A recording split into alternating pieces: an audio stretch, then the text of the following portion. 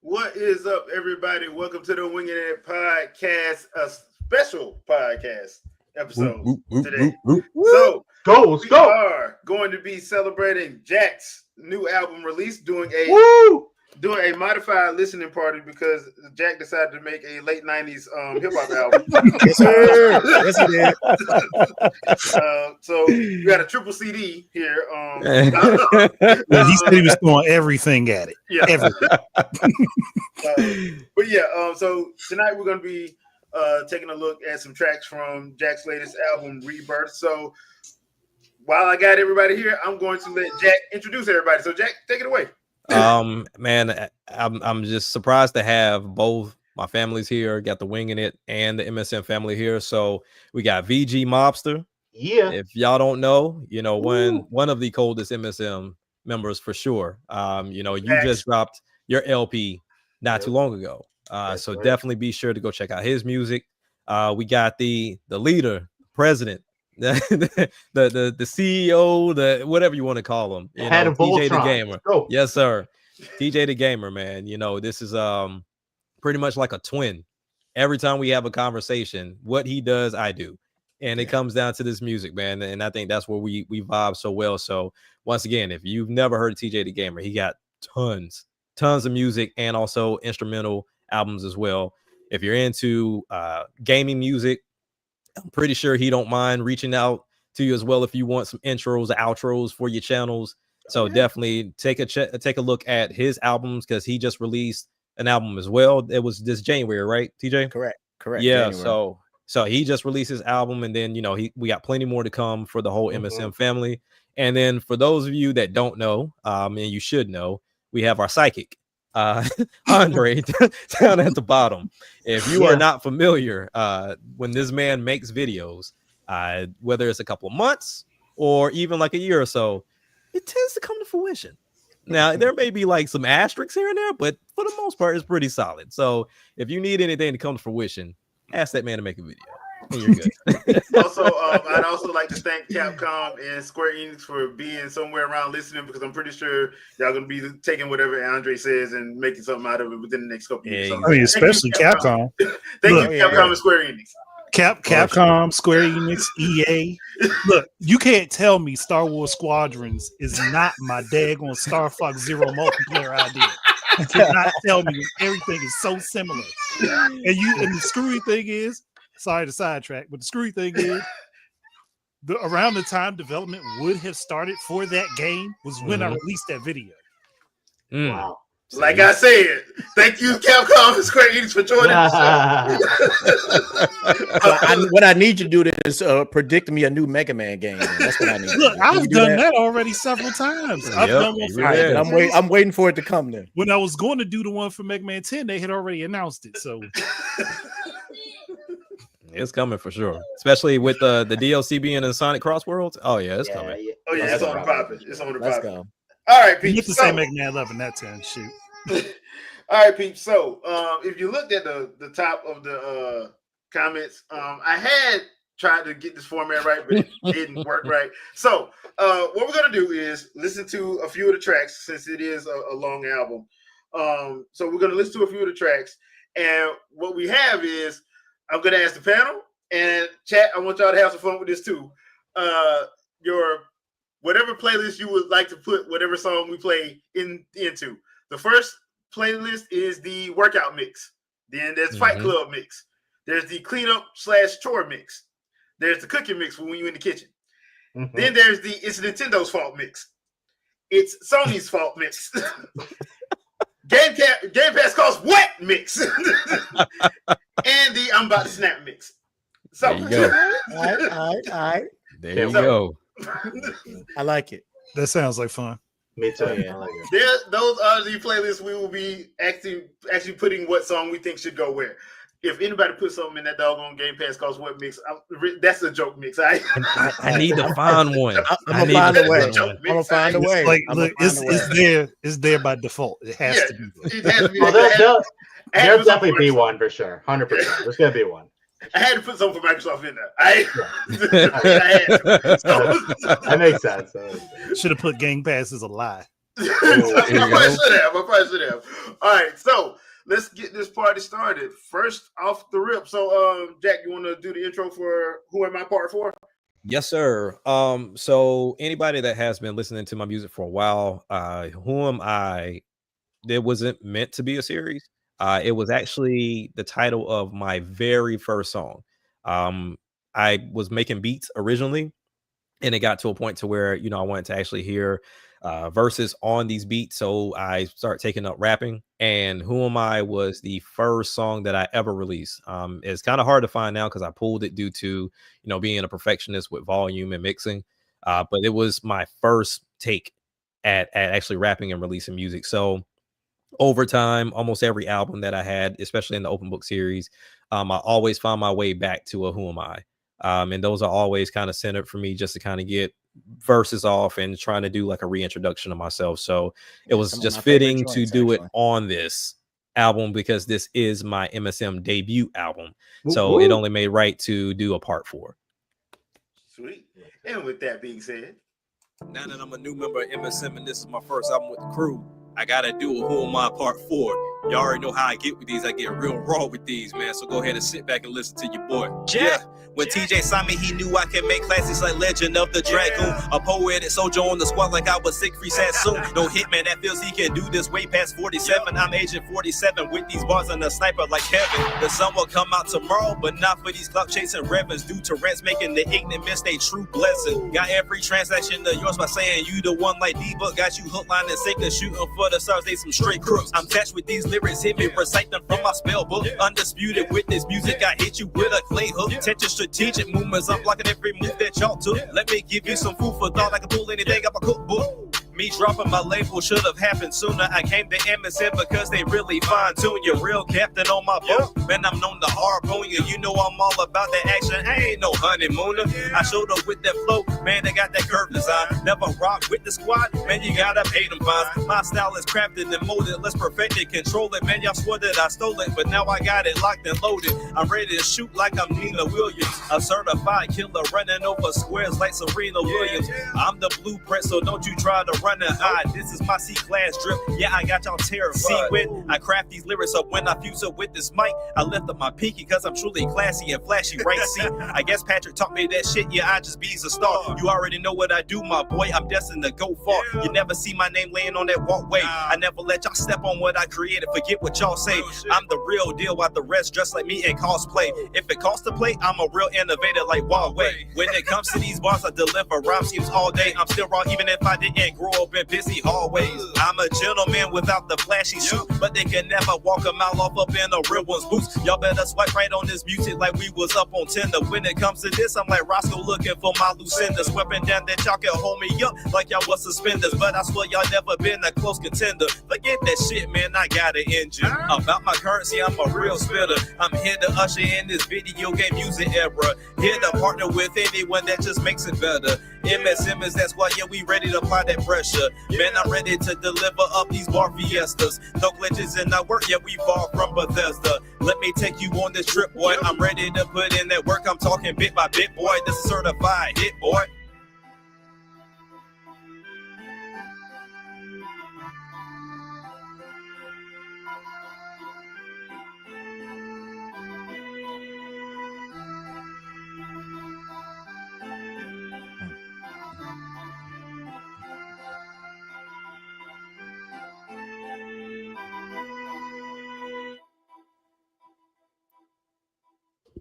Nice. Huh? Nice, that's- nice. That's the line, bro. Yeah, that was good. Yeah, that was hot. Yeah. That was hot. So Yeah. That. mm. So I want before we go into the playlist, one of the key things I do with these songs, and it's very interesting. I kind of just scroll through Twitter, and whatever sticks kind of goes into it. So like in the beginning when I was talking about being the one like D-Book and mentioning like a Durant bar and everything else in there with the Reverends, it was like a mixture of me watching the Suns play while also kind of going through this conversation that I had with some people earlier about like the church and everything else and kind of how they've been to those churches with like false prophets and things like that. So just doing that mixture in there and finding ways to really tie it in there. And it was something that I would do just to play around. And then my cousin came to visit and he saw me doing it. He was like, that's amazing that I can literally just be scrolling and then just throw something that is related to what I'm watching as I'm scrolling. Yeah. So that's usually how these play out whenever I do these Who Am I? There's no subject matter. It's just if you can rhyme it and you can find a way to fit it, then make it fit. And like that's usually how it goes. That's pretty cool because I actually kind of got that feeling from it.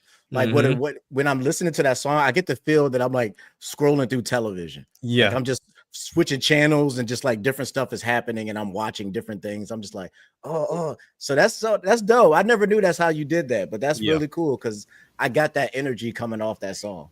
Yeah, you'll notice they never match with anything I'm talking about. Like they never match. It's just like I'm just going and just seeing different things. I'm like, okay, now that had nothing to do with this, but hey, let's throw it in there. They made it work, right? that it did. That it did. I mean, but that's a good way to do perspective songs too. So for sure. Oh, my brother is in here. Sandstorm. What up? Oh, yeah. Okay, so I'll just go on and start with where this is going for me. Okay. The Fight Club mix. This is going to the Fight Club mix for me. Okay. I'm gonna go ahead and go same thing. Workout. I was thinking, I'm like, this is like right before the fight. Like you getting ready to like get amped up. It's like, all right, let's go. Like I don't know why, but when I hear this song, I just picture myself doing like a bench press. Look, that's where I'm at. Me. I'm sitting here like I'm doing squats with the bar on my back. So workout for me. Sure. Yeah, that's definitely okay. Yeah. All right, Sandstorm. Where you putting it at? I think it's man. Because it's funny, like y'all both said that Fight Club and workout, and it's a toss between the two because I can easily see this being like so I visualize almost anything as a video game setting, if you would. And I could see this in Vendetta, like when your main character just be walking in and you hear the club music, and then somebody bump into you and like, hey yo, what you think? And then the DJ in the background was like, "Oh, it's about to go down." I could definitely see it like as some Fight Club type stuff, but I can see it as well as like you putting in the motivation. I'm gonna say Fight Club. I'm gonna say Fight Club. Fight Club. Okay. Yeah. Cool. So far we tied up. Yeah. So far we fighting up. So Shadow, how long you been? Oh wow, Shadow in here too. What's up, bro? Oh, Shadow, what's going on? Yeah. What up? How long you been? Hey. I'm loving what you do. Got that combo. I'm sorry. Yes, No, sir. man, it's still country bumping. Okay. Yes, so, sir. so we're doing what playlist would you add this song to? So did you see the playlist list yet, Shadow? No, the one you put on here or for the album? For the one I put on here for the fun stuff. Like the workout. Well, yeah, I'm looking at some of it now. Yeah. Okay. What do you think Who Am I Part 4 needs to go into? Oh man. Man, they could probably fit all. Well, I don't know, man.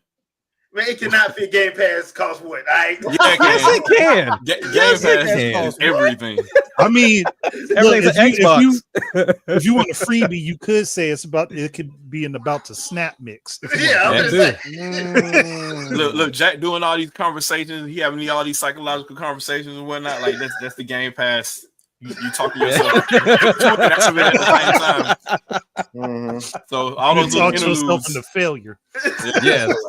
Yes. That's basically it. It's like, man, this thing, man. I don't know, man. Do I want to play? Do I want to pay 4 times more than what I normally? Yeah. I can see it. I can see you. You hype yourself up, like you looking in the mirror, kind of like, yeah, you could do it. Okay. Yeah, man. I think everything fits for that. You can convince yourself. This man talk about embodying the fanboy spirit and everything. Man, you got to do it. Man, let me get my green hoodie, man. I told you we could do it. I told you we could pay that extra $20.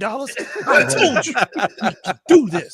I'm the man. Okay, so all right, so we got to go to the next one. All right, so now this is one of my favorite tracks. Yes, sir. So, yes, sir.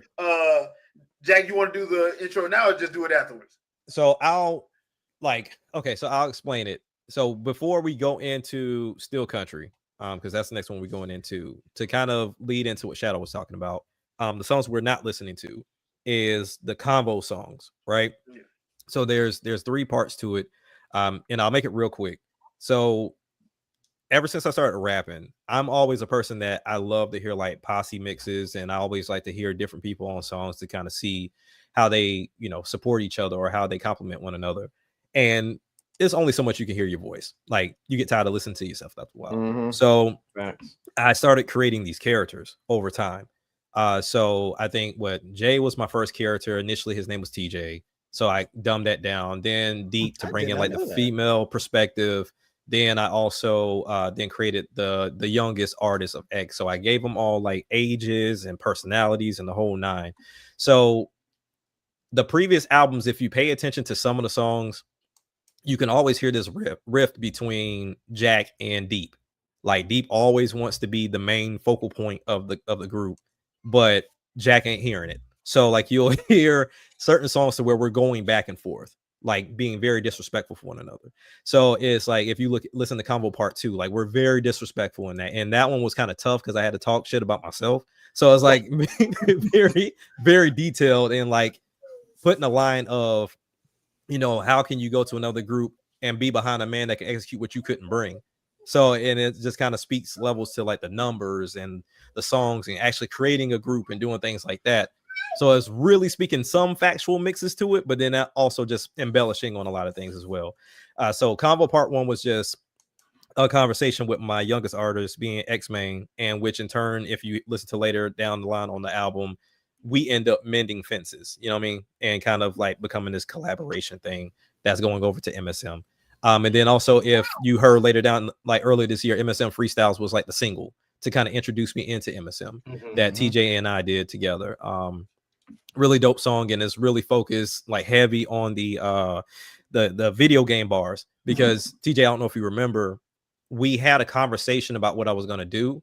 And when I had the conversation of what we were going to do, I thought he wanted me to get into the video game bag with my lyrics. So I was framing this whole album around just everything video, like video game bars, video games. He was like, nah, I didn't bring you on for that. Do your own thing, like keep being you. So I'm like, all right, cool. Okay. Like, so that's like the only song outside of console games that's like that focus on video games. Yeah, because just to elaborate on that, like, what people may not understand is that, yes, I go heavy into the video game bar stuff because that's just typically what I enjoy to do, because I enjoy the challenge of trying to make that work in my music. But it's something that I never really required of any of my artists. Right. Like, it's just the main thing about MSM is that we're people who love music, but we also love video games as well. Right. So like, that's where the MSM collaborative comes from. But I never require my artists to actually do the video game bar stuff like I do. It's just that a lot of them will do that because they also love doing that as well. But it's never been like a stone cold requirement of anybody. So when he asked me that, I was like, bro, I brought you on just because you can rap, bro. That's why I brought you.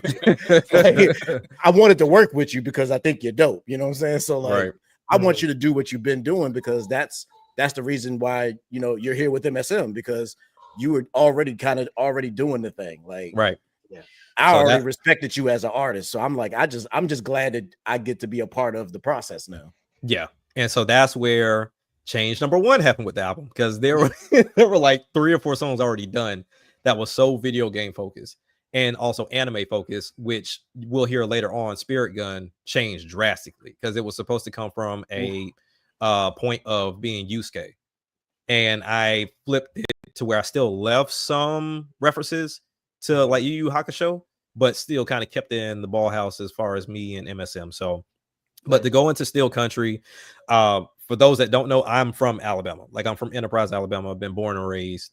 Even though I was a military brat, majority of my life has been in Alabama. And I was primarily raised by my grandparents. So this was kind of like getting back into the bag, just kind of talking about that, which gets back into the whole Rebirth thing of, this is like an introduction of people that don't know me or hasn't listened to my music that subscribes to MSM, right? So when I got into this and having this conversation about doing the song with myself, we were heavy on Shabuzi, listening to the Tipsy song, like constantly listening to it in the car. Everywhere we went, it was like, oh, we got to throw on Shabuzi. And then listening to his other music. So his song was just constantly stuck in my head. So I came up with this beat by taking the intro, like the beginning of the song, he's playing the guitar and you can hear it and there's not much going on. So it makes it very easy to clip.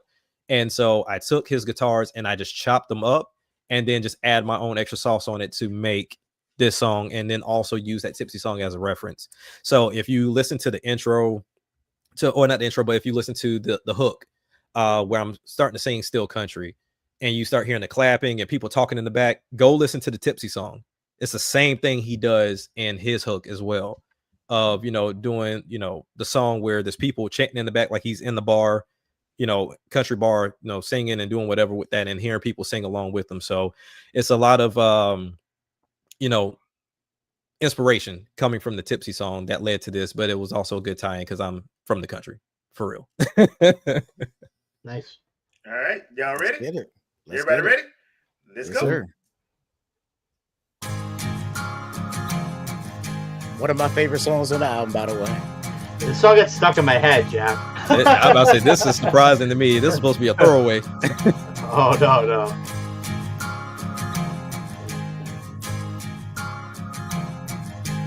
No skip so far. That much I will say. I'll bring the acoustic on the next stream. Don't worry about it. Man, I've been a country boy, even though I've been from that state to state. When it comes to what I eat, it's whole cake that's up on my plate. Used to ride around in that yard on that custom go-kart, lawnmower engine, but either way, man, it played the part. I hooping while the homies smoking on them backwoods, opposite of the same coin, but man, it's all good. We just being kids when we running reckless off in the woods. Couldn't tell us nothing, now we out here living good. Hooping in the streets until the cars start flying by, staring at the ones you don't know like it was a drive. I knew everybody on the street, so no reason to ask why. Shit ain't nobody important. Now it's back to being AI. Biking from house to house, either hooping or we out flipping. 20 bites up in there, y'all. My grandparents was never tripping. 16 years since I moved away, but this still my home pimping. Most don't know where I'm from, but from time to time my twang get slipping. Yeah, I'm still country. Yeah, I'm still country. Yeah, I'm still country. Yeah, I'm still country. Yeah, I'm still country. Yeah, I'm still country. Yeah, I'm still country. Yeah, I'm still country. Yeah, I'm country. Yeah, I'm country. Yeah, I'm country. Yeah, I'm country. Yeah, I'm country. Yeah, I'm country. Yeah, I'm country. Yeah, I'm a country boy coming straight up out that Coffee County. Reppin' Coppinville. Yeah, I scream that shit that proudly. Dr. Umar would hate the fact that most my people playing snow. If you from the country, man, you already know the way it goes. Them snow bunnies will have you dripping different. She might even have you made homie listed as a dependent. Man, we ain't tripping. It might be real or just a lifestyle. Either way, you better pray that most don't live just a profile. Missy and Caprices with that John Deere paint job. Most are known to keep it classic cause them boys quick to rob. But the men I know really know how to handle problems. Quick to use that steel to make you steal like they loop hobbs. Man, the country can be sweet like a Southern belle, or can chew you up and spit you out and send you straight to jail. Either way, we all find a way to truly excel. That's why when you see me, I always take time to go and yell. Yeah, I'm still country. Yeah, I'm still country. Yeah, I'm still country. Yeah, I'm still country. Yeah, I'm still country. Yeah, I'm still country. Yeah, I'm still country. Yeah, I'm still country. Yeah, I'm country. Yeah, I'm country. Yeah, I'm country. Yeah, I'm country. Yeah, I'm country. Yeah, I'm country. Yeah, you know I'm country. Yeah, you know I'm country. Yeah, I'm still country. Yeah, I'm still country. Yeah, I'm still country. Yeah, I'm still country. Yeah, I'm still country. Yeah, I'm still country. Yeah, I'm still country. Yeah, I'm still country. Yeah, you know I'm country. Yeah, you know I'm country. Yeah, you know I'm country. Yeah, you know I'm country. Yeah, you know I'm country. Yeah, you know I'm country. Yeah, you know I'm country. Yeah, you know I'm. Yeah, you know I'm. Yeah, you know I'm.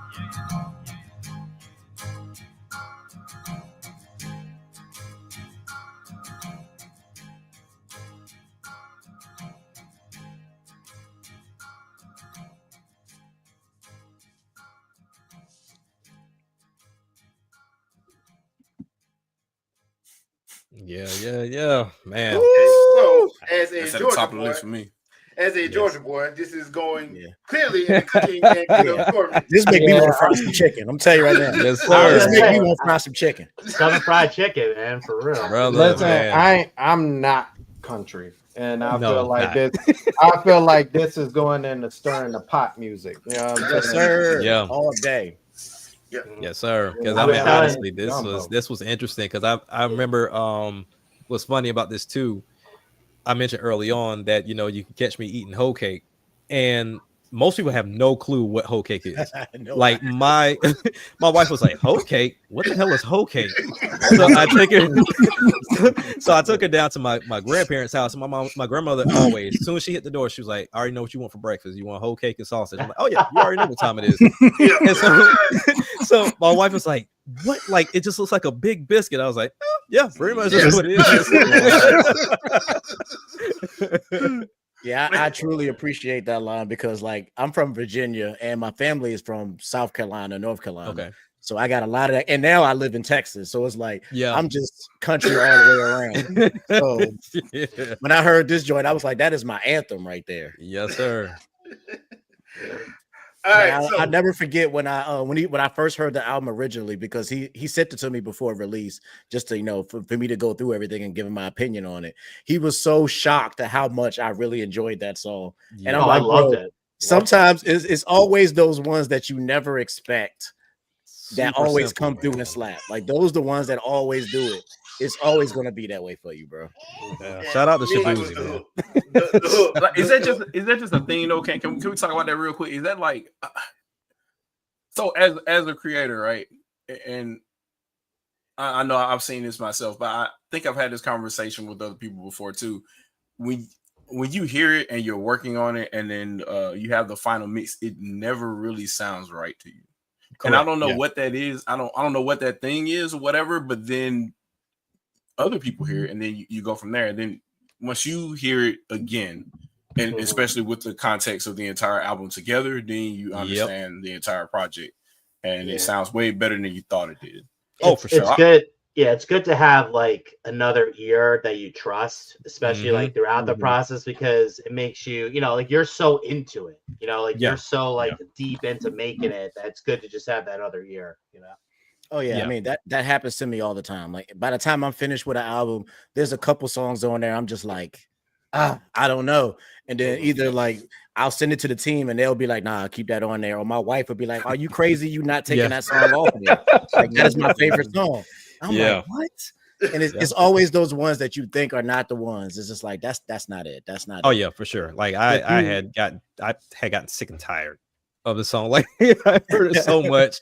But yeah, it was dope to keep it on here. But this definitely goes into my cooking mix for sure. Like I cooking created mix. this 2000% cooking. Like I said, as soon as I heard this, I wanted to fry some chicken. I was like, Southern fried chicken. Southern fried chicken. Yeah, I want that deep fried. I think I feel like the deep fryer for this joint. Like, I'm gonna have to add a playlist. This is definitely gonna be that part of that long drive too. Yep. Oh yeah. Yeah. That Road trip. Yeah. Yep. Road trip. Yep. Yeah, but to me, it was the hook. Oh yeah. The hook and the beat drop. Yep. You know, I struggled, and I think TJ, we just talked about this. I am horrible with hooks. Like they take for freaking ever. Like their songs I have right now, I won't release because I don't have a hook for them. They have two verses, no hook, because I have no clue what the hook is going to be. Yeah. And this one, I was like, just keep repeating yourself. Fuck it. Like, just keep see But what happens. because the beat's so repetitive, it works. You know what I mean? Like it's fine. Like you can't help but sing it with it. You know? And those anthems are usually all those songs that are easily repeatable by other people. Like anybody can, once that part of the song comes on, everybody's going to be saying, "Yeah, I'm still country. Yeah, I'm still country." The rest of it, they might not be able to keep up with because you be going. But like that hook, I got the hook. If I ain't got nothing else, brings it all back. The hook. Yeah, brings it all back. So audience participation for the win. Yeah, it's so funny because me and Action Jack are so opposites when it comes to that, because like the hook is usually like boom. Once I get the hook immediately, and then later on I gotta be like, all right, I gotta struggle to get the verses out. So it's cool working with him because we kind of like fill out each other's weaknesses, man. For sure.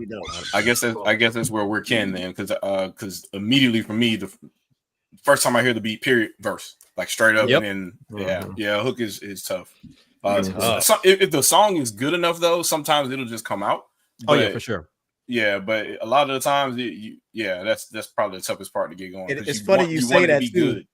It's funny you say that, Shadow Fox, because the song that we did together, the Combo Breaker joint. Yep. I wrote the hook to that before I even thought about a verse. The hook was and as soon as I came up with the fact that it was like a Killer Instinct joint, I was like, who can I get to do? I was like, Shadow Fox. Oh yeah. That's the only person you're calling. Yeah. Like by the time you sent me your verse, I had just finished my verse, but the hook was already done. So like I'm the exact opposite of that. Man, nice. I think I wanted that song to be 9 minutes, but I couldn't do that. I was like, look, man, he already got parts of it laid out. I'm just gonna. Still one of my favorite joints to this day, though. Still one of my favorite joints. Crushed it. That one still threw me off. I was like, hold on, what? I was like, Shadow. Because I remember when I started doing stuff with TJ, and then Shadow was up. He's like, "Oh, you guys doing this stuff?" I was like, "Hell yeah, I'm getting you on a song, man." So I hooked him up with TJ, and that's it. Classic. Yep, classic, man. All right, so what we got next? All right, so Jack, how you want to do this? So Spirit Gun is the next one we're gonna be listening to. You want to go through 5, 6, and 7 right quick? Yeah. So You Can't F With Me was Kendrick Lamar's fault. We were like that was his fault solely because I can you don't drink yourself. Yeah, like I went and did I have this beat already before him and Drake got started? I think I did. I think I had this beat already, and it just West Coast vibes over and over. So I was like, when Kendrick got kicked off with this Drake beef, West Coast woke up, and so it was all over the place. So I'm like, yeah, I got to do like a West Coast joint to see if I can pull it off. Cole Hunter and Bar Fiesta, those two are just pure lyrical. Like if you're into lyrics, play those two. Because Cole Hunter I was doing like the verse for Cole Hunter. I didn't even have the name of the song yet. If anybody's familiar with like DAW systems, 9 times out of 10, they'll give you loops for free. Like most of them give you loops for free, and quite a bit of them. So the hook for this was a loop that I found on Logic. And so I'm like, okay, sounds cool. And then I heard her, Cold Like Ice, I Chill. I was like, oh, Cole Hunter, let's just go with it. Like, and I just ran off of that. So it was like, all right, cool. This will be a nice little reference. And then also too, if you hear in the beginning, the guitar, I was still on the whole Shabuzi thing at the time. So this and Still Country got made around the same time. So I was still doing that. Bar Fiesta was done. Oh shoot. Bar Fiesta was done like a year ago. At least the first verse was done a year. Cause I don't know if you remember, TJ, I sent this to you and Sound of Rain. Oh, and I let y'all hear the first verse of it. I didn't have a second. And I remember dreading a second verse because I was like, I don't know how I'm gonna pull this off as far as the second verse. And the way I pulled off the second verse, I was listening to the beat and I was like, I have to put this on the album because it's just sitting here. And the first verse is crazy. The way I came up with the second verse, watching Cartoon Network. And I was like, oh, we're just going to play off of that. So that's what this ain't no regular show, lollipop head ass niggas. And so it was just kept going with Cartoon Network stuff. I was wondering where that tied in there. I caught a lot of that. I'm like, is he just doing a Cartoon Network verse? It just hey, man, it worked for MF Doom. So why not? Yeah. You Cowardly Dog showing courage. Bravo. It just kept going with the Cartoon Network references. So that was once again me scrolling or me watching something, and it's like, all right, there's no true subject matter. This is just one of my braggadocious type songs that go along with it. But going into Spirit Gun, I am a huge fan of Yu Yu Hakusho. Bro. My son can tell you I've watched that anime at least 2,000 times, and it's like a ritual at this point to watch it. Now, granted, while I have watched it all the way through, we always start at the Dark Tournament. Always. That's the best way to start. That's the best way to start. Always. That's like don't get it twisted. I love Taguru. I understand the relevance of the beginning of how he became a spirit detective. Yeah, forget all that. Forget all that. We're going straight into the tournament with all the demons, everything. Like that's where we get for real into it. So I had at that time I was doing my Control Chaos album. The Control Chaos album was supposed to be fully video games, and that was after I had first worked with TJ. And I was like, oh, I think I can do that. I think I can do what he's doing as far as like always doing the video game stuff. But that became like a half and half because I kind of put some songs to the side, and this was one of them. So there's a beat switch in here. So I had the second part of the song. The 2 verses were already done. Once again, no hook. But then I forgot I had this beat, so I made another one. And I'm like, okay, cool. I don't have something for Yu Yu Hakusho. So when I went through and I was like, okay, I'm gonna call it Spirit Gun. They was like, oh, you already got something called Spirit Gun. I'm like, do. So then I listened to it. I was like, oh shit, I just merged them together. Like that's what I didn't know. So it was one of those things of like, all right, bet I'll merge them together. They're both coming from the same place. They just have different beats, and I approach them a little bit different from each side. And yeah, that's how Spirit Gun was born. And this was also another one that was supposed to, go into that bag after me and TJ had the conversation about how I was going to approach being on the team. It was going to be, I was going to go very video game and anime focus. And that's how this one got started. But then I think it was actually the entire song had to be redone because I took a lot of Yusuke. I took a lot of Dark Angel. I left some of that in there, but you'll hear me say like I'm going for 7 Grammy nominations, but or 7, what was it? Something about seven Grammys or whatever I was talking about. But I was talking about 7 personalities, which anybody that watched it, Dark Angel has 7 personalities in there. So like there's so many references in here, and I had to switch a lot of them. And I caught every last one of them because Yu Yu Hakusho is actually my favorite anime of all time. For sure. Like, that is right here. One anime. So, yes, sir. That is Dragon Ball. As soon as I saw that title, I was like, if this is a Yu Yu Hakusho song, this dude is goated. Yeah, and I listened to it, and I was like, "Yep, that's why." That's why I had to have him on the team. I had to get him. Like I had to. Yes, sir. To be fair, that's in my top 5. Yu Yu Hakusho is in my top 5. Yeah, been my favorite since I was a little boy. Yeah, me too. I love you. Them late Toonami nights, for sure, man. Midnight Run. Yeah, Midnight Run. Yeah. I will say I was highly, highly disappointed with those OVOs, but nonetheless, the series itself is good. The movie's cool. It's just the voice, like they changed the voice actors. Different voice actors throw it completely off. Yeah, because they didn't use the team out of Canada. They used the other team, and that was just not cool. Yeah, that usually doesn't end up well when they change the voice. So the Poltergeist Report, you have to watch in Japanese because they at least kept the same voice actor for that. Thank God. But y'all ready? Yes, sir. Yep. All right. Look at.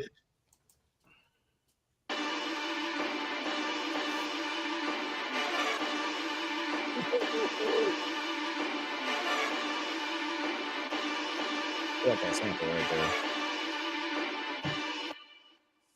Man, you see me vibing with the whole damn team, running with the realest round. Yeah, we here to get that cream, Now you know, boy, we here extra clean when we hit them with that spirit gun. That shit there like a beam, Yeah. When you see the crew step up on the scene, understand this is your last day, man. It's not a dream. Now they try to take me out once again, but I told you, my boy, this right here will never ever end. I was only 14 dream when I first shot off the rhyme scheme. Didn't know at first, but with proper training, I was always destined to do things. Music chasing wasn't in my future, but I became the boogeyman that crept up in your dreams. Running with them different things, yeah, you already know what I mean. But I'm always on your head, ready to relieve your pressure like I'm Sudafed. This rap land right here, it's my homestead. Been in it secretly for a minute, so I'm welfare. Got with the team whose brand that was widespread. Came in humble, never came with a big head. Too smooth to ever catch me slipping. Now let it get a flow like I'm pimping. Time to take this to the next level with this hard work while you're out here Kool-Aid sipping. I got my, yeah. I got my, yeah. I got my, yeah.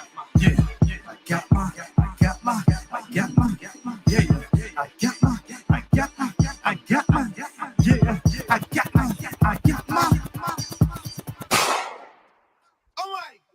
I got the spirit gun, I'm shooting at these negative to good bros. With the work I'm putting in, I need on my De Niro. If you can't find a real one, check my senses bureau. Living proof that even underdogs can be the heroes. You can see I'm not worried about this cake, bro. I'm only concerned to take care of my seeds and my keiko. Take advantage of either, I suggest your boys to lay low. I don't mind showing you how these hands holding all my ammo. I only want the real around, so forget them bozos. Need positive energy, that's what I just really live for. Beating on these demon heads just like it's a bongo. Dark Angel want that beef, alright, then let's go in that pronto. I got them seats, but I ain't really talking about the kendo. If you really want these hands, then we can go have that combo. When I step up on the scene, you know I beat a big show. Keep playing games and I have to hit you with every death blow. Yeah, I got my spirit gun. Every time they see me, man, they know that I'm a real one. Yeah, I got my spirit gun. Positivity is what I shoot and never fear none. Yeah, I got my spirit gun. Every time they see me, man, they know that I'm a real one. Yeah, I got my spirit gun. Positivity is what I shoot and never fear. See, I don't mean to be cocky, but it's time for me to chime in. Rap detective is my guy, giving hymen. Yeah, it's just me and the crew with that epic flying into that rap tournament and won by design, man. My life is what they want from me, but you know they bound to cheat. I suspect they loving me. Yeah, you know that's tongue in cheek. Now it's time for me to make my fist hit you in your cheek, put you on your buns and make sure that you all sleep for weeks. Yeah. This is how we move around the town, boy. They love when Team MSM start making all that sound, boy. You know it's always time for me to put in work and clown, boy. The hope will give you all that word. Y'all some straight clowns, boy. The latest attempt on my life was a disaster. 7 Grammy nominations, what I'm going after. I'm always on demon time and odds don't matter. I take on anyone and proceed to brag about it after. Yeah, I got my spirit gun. Every time they see me, man, they know that I'm a real one. Yeah, I got my spirit gun. Positivity is what I shoot and never fear none. Yeah, I got my spirit gun. Every time they see me, man, they know that I'm a real one. Yeah, I got my spirit gun. Positivity is what I shoot and never fear none. Yeah, I got my spirit gun. Every time they see me, man, they know that I'm a real one. Yeah, I got my spirit gun. Positivity is what I shoot and never fear none. Yeah, I got my spirit gun. Every time they see me, man, they know that I'm a real one. Yeah, I got my spirit gun. Positivity is what I shoot and never fear none. Nice. Okay, that was nice. Zodia does have a question for you, Jack. What was the sample? For which side? Because they're 2 different songs. Like, that transition was immaculate for me. Yeah, that was smooth. Very that transition. Run it back. Just run it back one more time. That transition was interesting because I didn't know how I was gonna piece them together.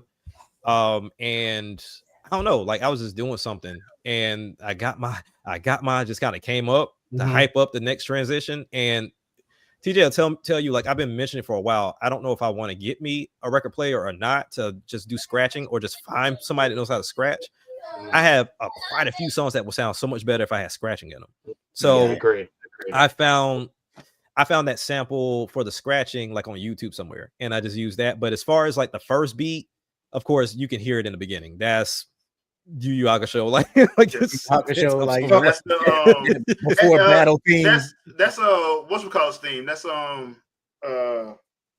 is that not because like da da da da da da da da, because it's like right before he goes into a fight within the Dark tournament. So and then the second one, I think it's either, don't let me lie, I would say it's either a piano sample that was on Logic, or either that was genuinely me doing something on the piano.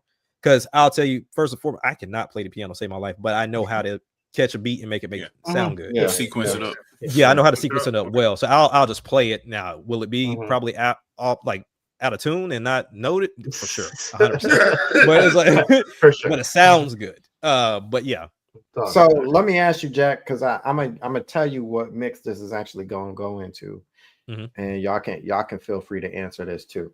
Now, the song as a whole is hot. I like both sides. Which one do you think is tighter to you? Which one do you think is hotter to you? The second. Okay. The first one, the reason why I say the second one, solely because that one felt better and I was able to get 2 verses off of that one and it just felt good. The first one, while you can tell that it has a Yu Yu Hakusho sample in it, I wasn't sure if I wanted to give it a second verse and start off the same way of like doing the whole slowness and then going to the speed up. I was dreading doing a second verse with that beat. Yeah. Okay. So the reason why, and I'll tell you what my mix I'm gonna put this in. The reason why I asked you is because I think you're gonna have to look deep on this one. You're gonna have to look real deep on this one. This for me is going into it's Nintendo's fault mix. Elaborate. Okay. Go deeper. Okay. Yeah. Go deeper. Pause. Go with Nintendo's fault. Game key card. The song. So we might have a song, ladies and gentlemen. I think there's 2 prominent times of Nintendo, right? That we've had. We've had the pre-Wii U or the pre-Wii era and the post-Wii era, right? Yeah. So the pre-Wii era was battling with power, if you will. So that's the first part of the song, right? Okay. Then you got the second part. Now, if you can remind me and the rest of the chat, if you go back a little bit, what was the tongue-in-cheek line? If you can go back a little bit. Oh yeah, it was like they want from me. They want my life from me. What was it? Dang, I'm my life from me. Now you know that's. Oh yeah, I suspect they're loving me. Yeah, I suspect they loving me. Now you know that's tongue in cheek. So, and what is the hook on this? I got my spirit gun. Every time you see me, man, you know that I'm a real one. Huh. Got my spirit. Okay. Positivity is what I should have never said. All right. I see what you're doing. No, I didn't think about it, but you could use that positivity line as also a reference to when Yusuke was in the demon tournament. Yeah, and he was shooting off his spirit gun, but then he interlaced his spirit energy with the demon energy. With the demon energy, yeah. Okay. It's like reinforcing the positivity. All right, Sandstorm, you step that. You step that. I don't want to put into the obscure playlist. I see. Fight mix.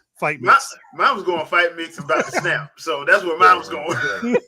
Fight because I just want to do some jogging when I hear that joint. I got deep into the references. I'm like, huh.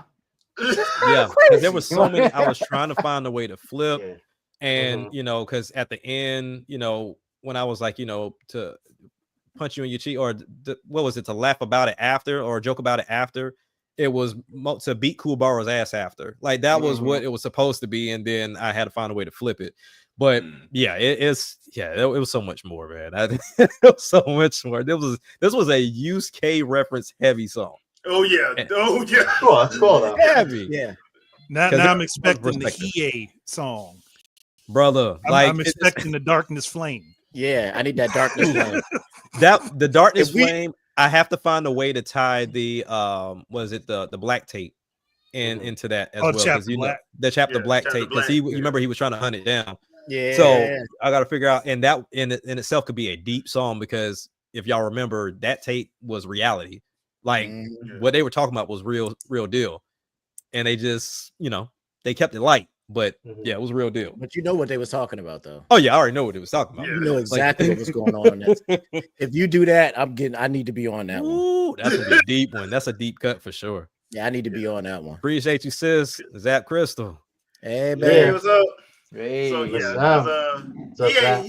Hiei will probably be my favorite character out of that whole. Yes, sir. That's what I'm saying. If you're doing a Hiei track, I'm in. I'm all in. I actually like Kuwabara. Except I didn't like him in the last arc, but I did like him going in the first two. Because in the first he had his moments. He had his moments. Like, he dumb, but he he's stupid. He's dumb as all hell. But I'm like, that first time he pulled the spirit sword, it was just I was like, oh snap! Like, okay, like, all right. This dude, like, he really is about that life, all right. But yeah, no, yeah, like, he does deserve his own track. Well, that's gonna be it. We might have to get deep with that one. I'm gonna have to go into the deep bag because, like I said, I got to reference the Chapter Black tape with that one. Yeah, let's go. Man.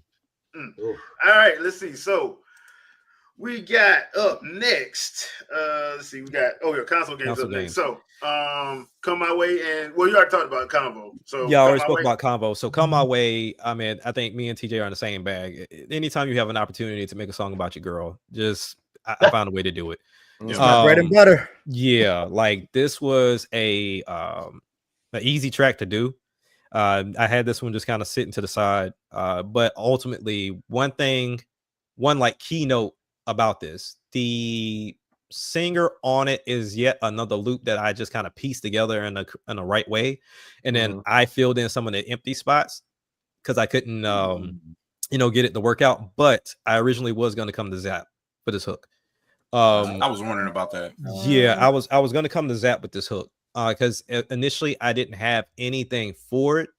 But then when I heard the sample, I was like, all right, cool. I can piece it together. I can make it sound like something, and it already sounds good. And I was like, okay, do I want Zap to say exactly what she's saying, or do I want her to come up with a hook? Because if I come to you with a hook, don't expect me to have any ideas. I'm expecting you to go. I'm literally asking you. Figure it out because I don't have I'm in desperate need of your help.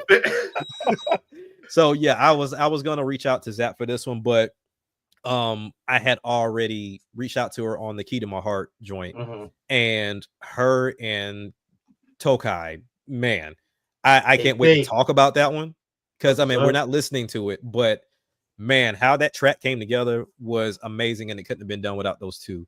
But yeah, my key thing on this was, to reach out and talk to my wife. But at the same time, Zap was supposed to be on the hook for this one, but I just never reached out to her about it. Okay, all right. And we already heard about the console part. So yeah, console games too. Now this is Jack and TJ. Yes, sir. So this song, like we said, when it comes down to gaming, if I'm doing a gaming song, that's the first person I reach out to. Like, it just makes sense because that man has references for freaking days with when it comes down to games in general. And then sometimes listening to his songs, I'm like, what game is it? Like, oh, okay. I just, some games I just don't know.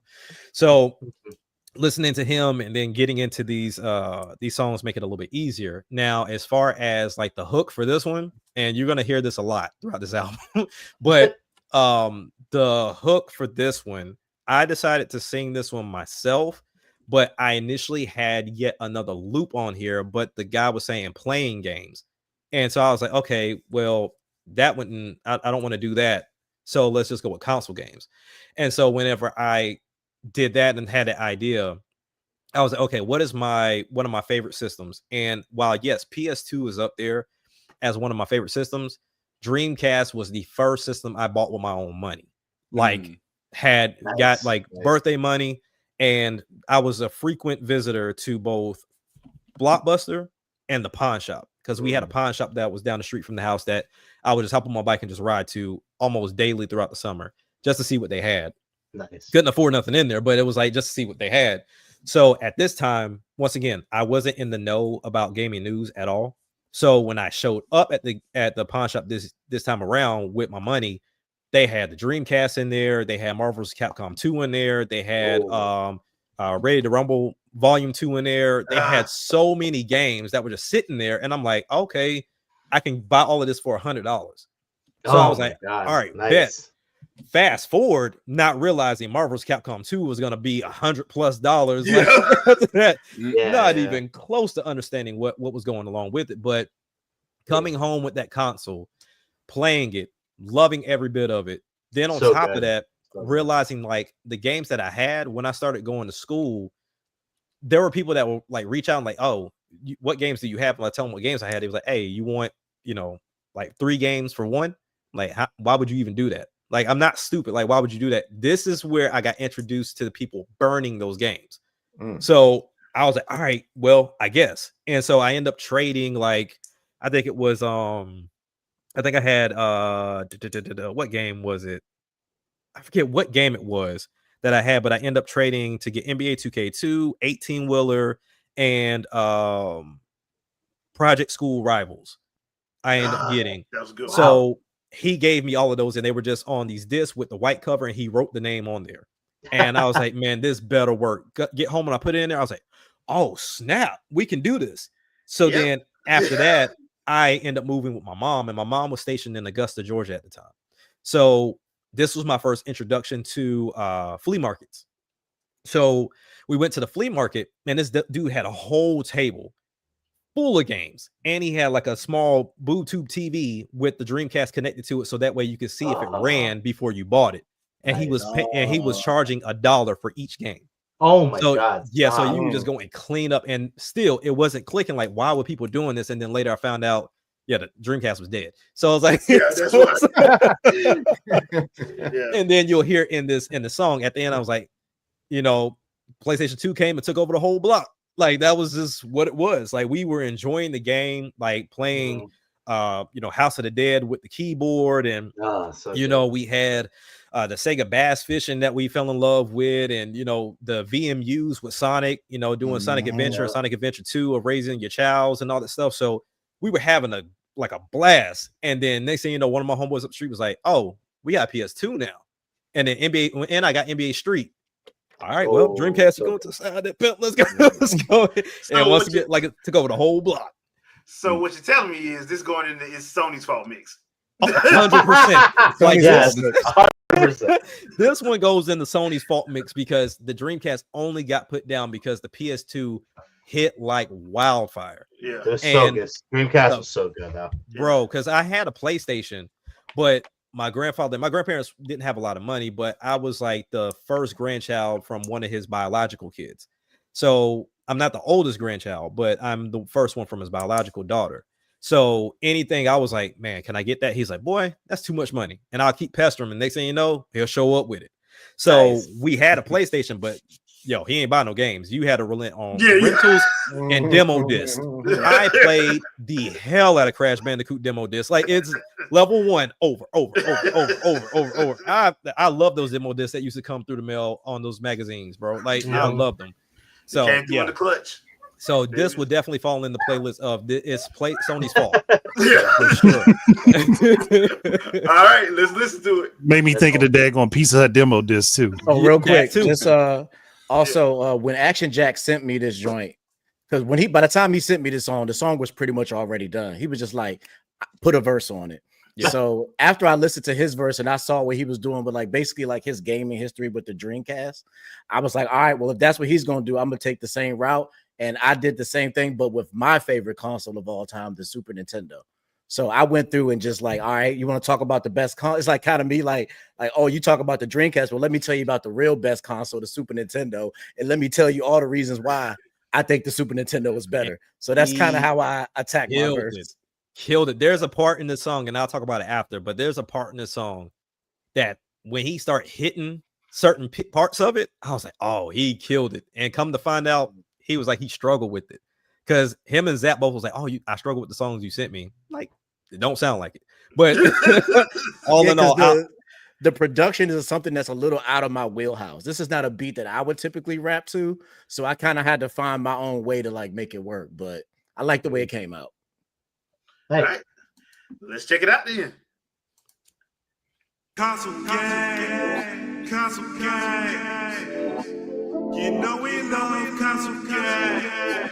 Console gang. Console gang. You know we love console gang.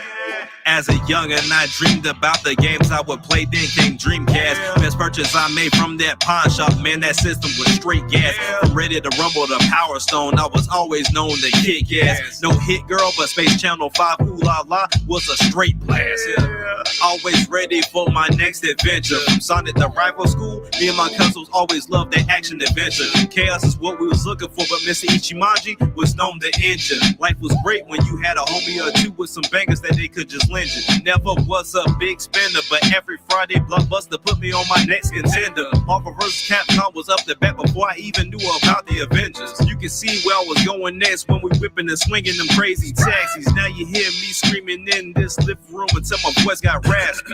Can't forget about them sports when we talking 2K. From NBA to NFL, NHL, boy, we do it all day. I remember loving these games and taking my time playing around the clock. Then Sony came with that PlayStation 2, dog, and took over the whole block. Console game. You know we love console game. Console game. You know we love console game. Console game. Oh, Jack, you know I gotta give you some of this. You know we love console game. Let's go. T, J, the game. If you want to talk about consoles, then let's talk about the best. In my eyes, there is no debate. It's the S and the yes. So let me list them all off in case you don't believe. The best Mortal Kombat, UMK3, Killer Instinct, Super Star Wars, Flashback to Quest for Identity, Madden, NFL, 94.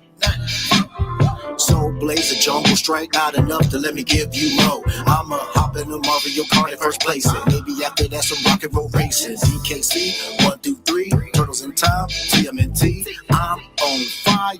I guess that's that NBA jam. In the Legend of Zelda, Link to the Past, that's obvious if you know who I am. Mario Paint music maker was lit. Chrono Trigger, you know that is my shit. Even more RPGs like FF5, 96, we got NBA Live. So many good games, hard to decide. Maybe Pilot Wings, now that's Superfly. Super Double Dragon, Mega Man X, Earthworm Jim, still so many games left. Console game. You know we love console game. Console game. You know we love console game. Console game. You know we love console game. Console game. You know we love console game.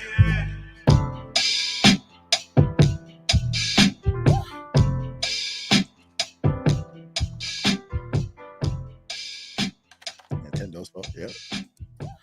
I'm definitely going Sony's fault on this one for sure. But can we say EA's fault, though?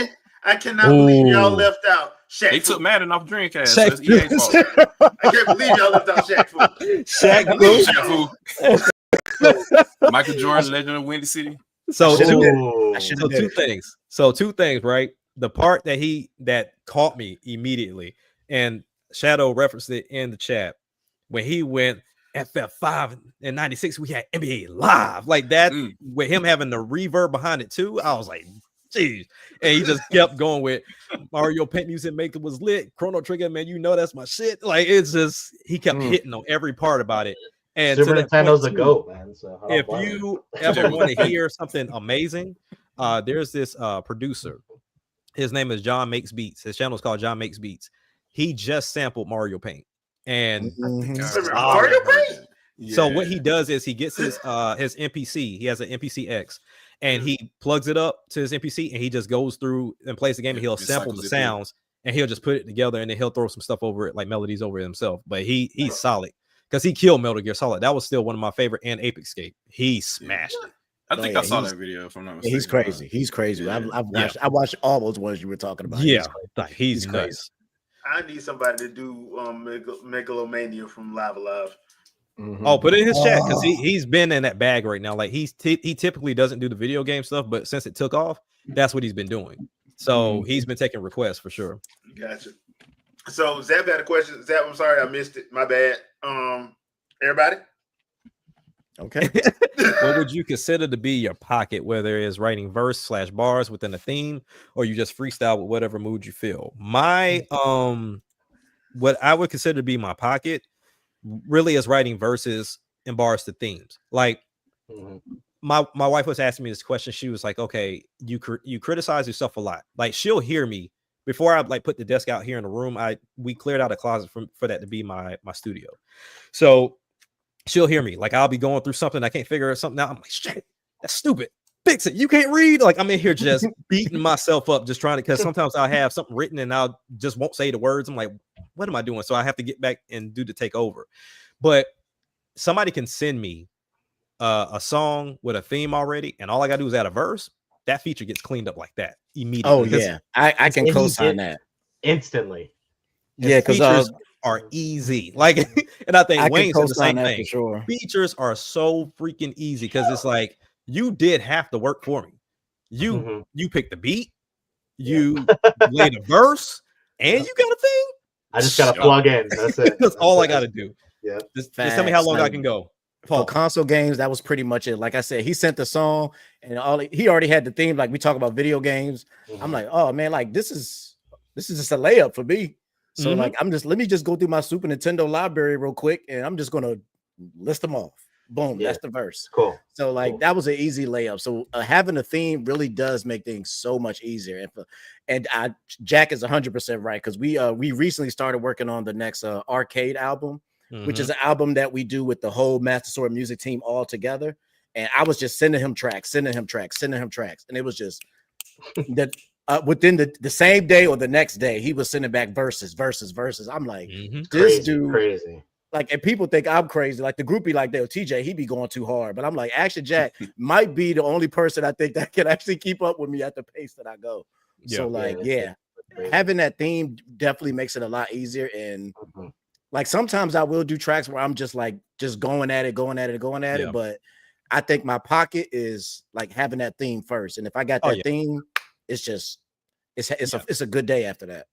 Yeah, if I got a theme, I can easily give you 3 or 4 songs in a day. Like if I gotta just freestyle it, like she was saying, just coming up with something, that song could take me all freaking day. Especially on a feature, because with the feature, like you want to fit into the song, you want to enhance, what he's saying. Right. So to me, that always makes it easier. And I feel like it do better stuff when you have that template laid out to you. Yeah.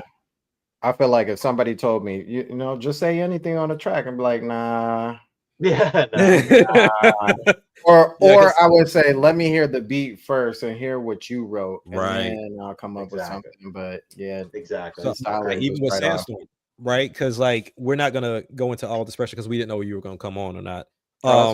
But I saw that you said you're getting ready to bounce. But to explain that one, so this is one thing with Sandstorm, man. We're also working on a mixtape right now.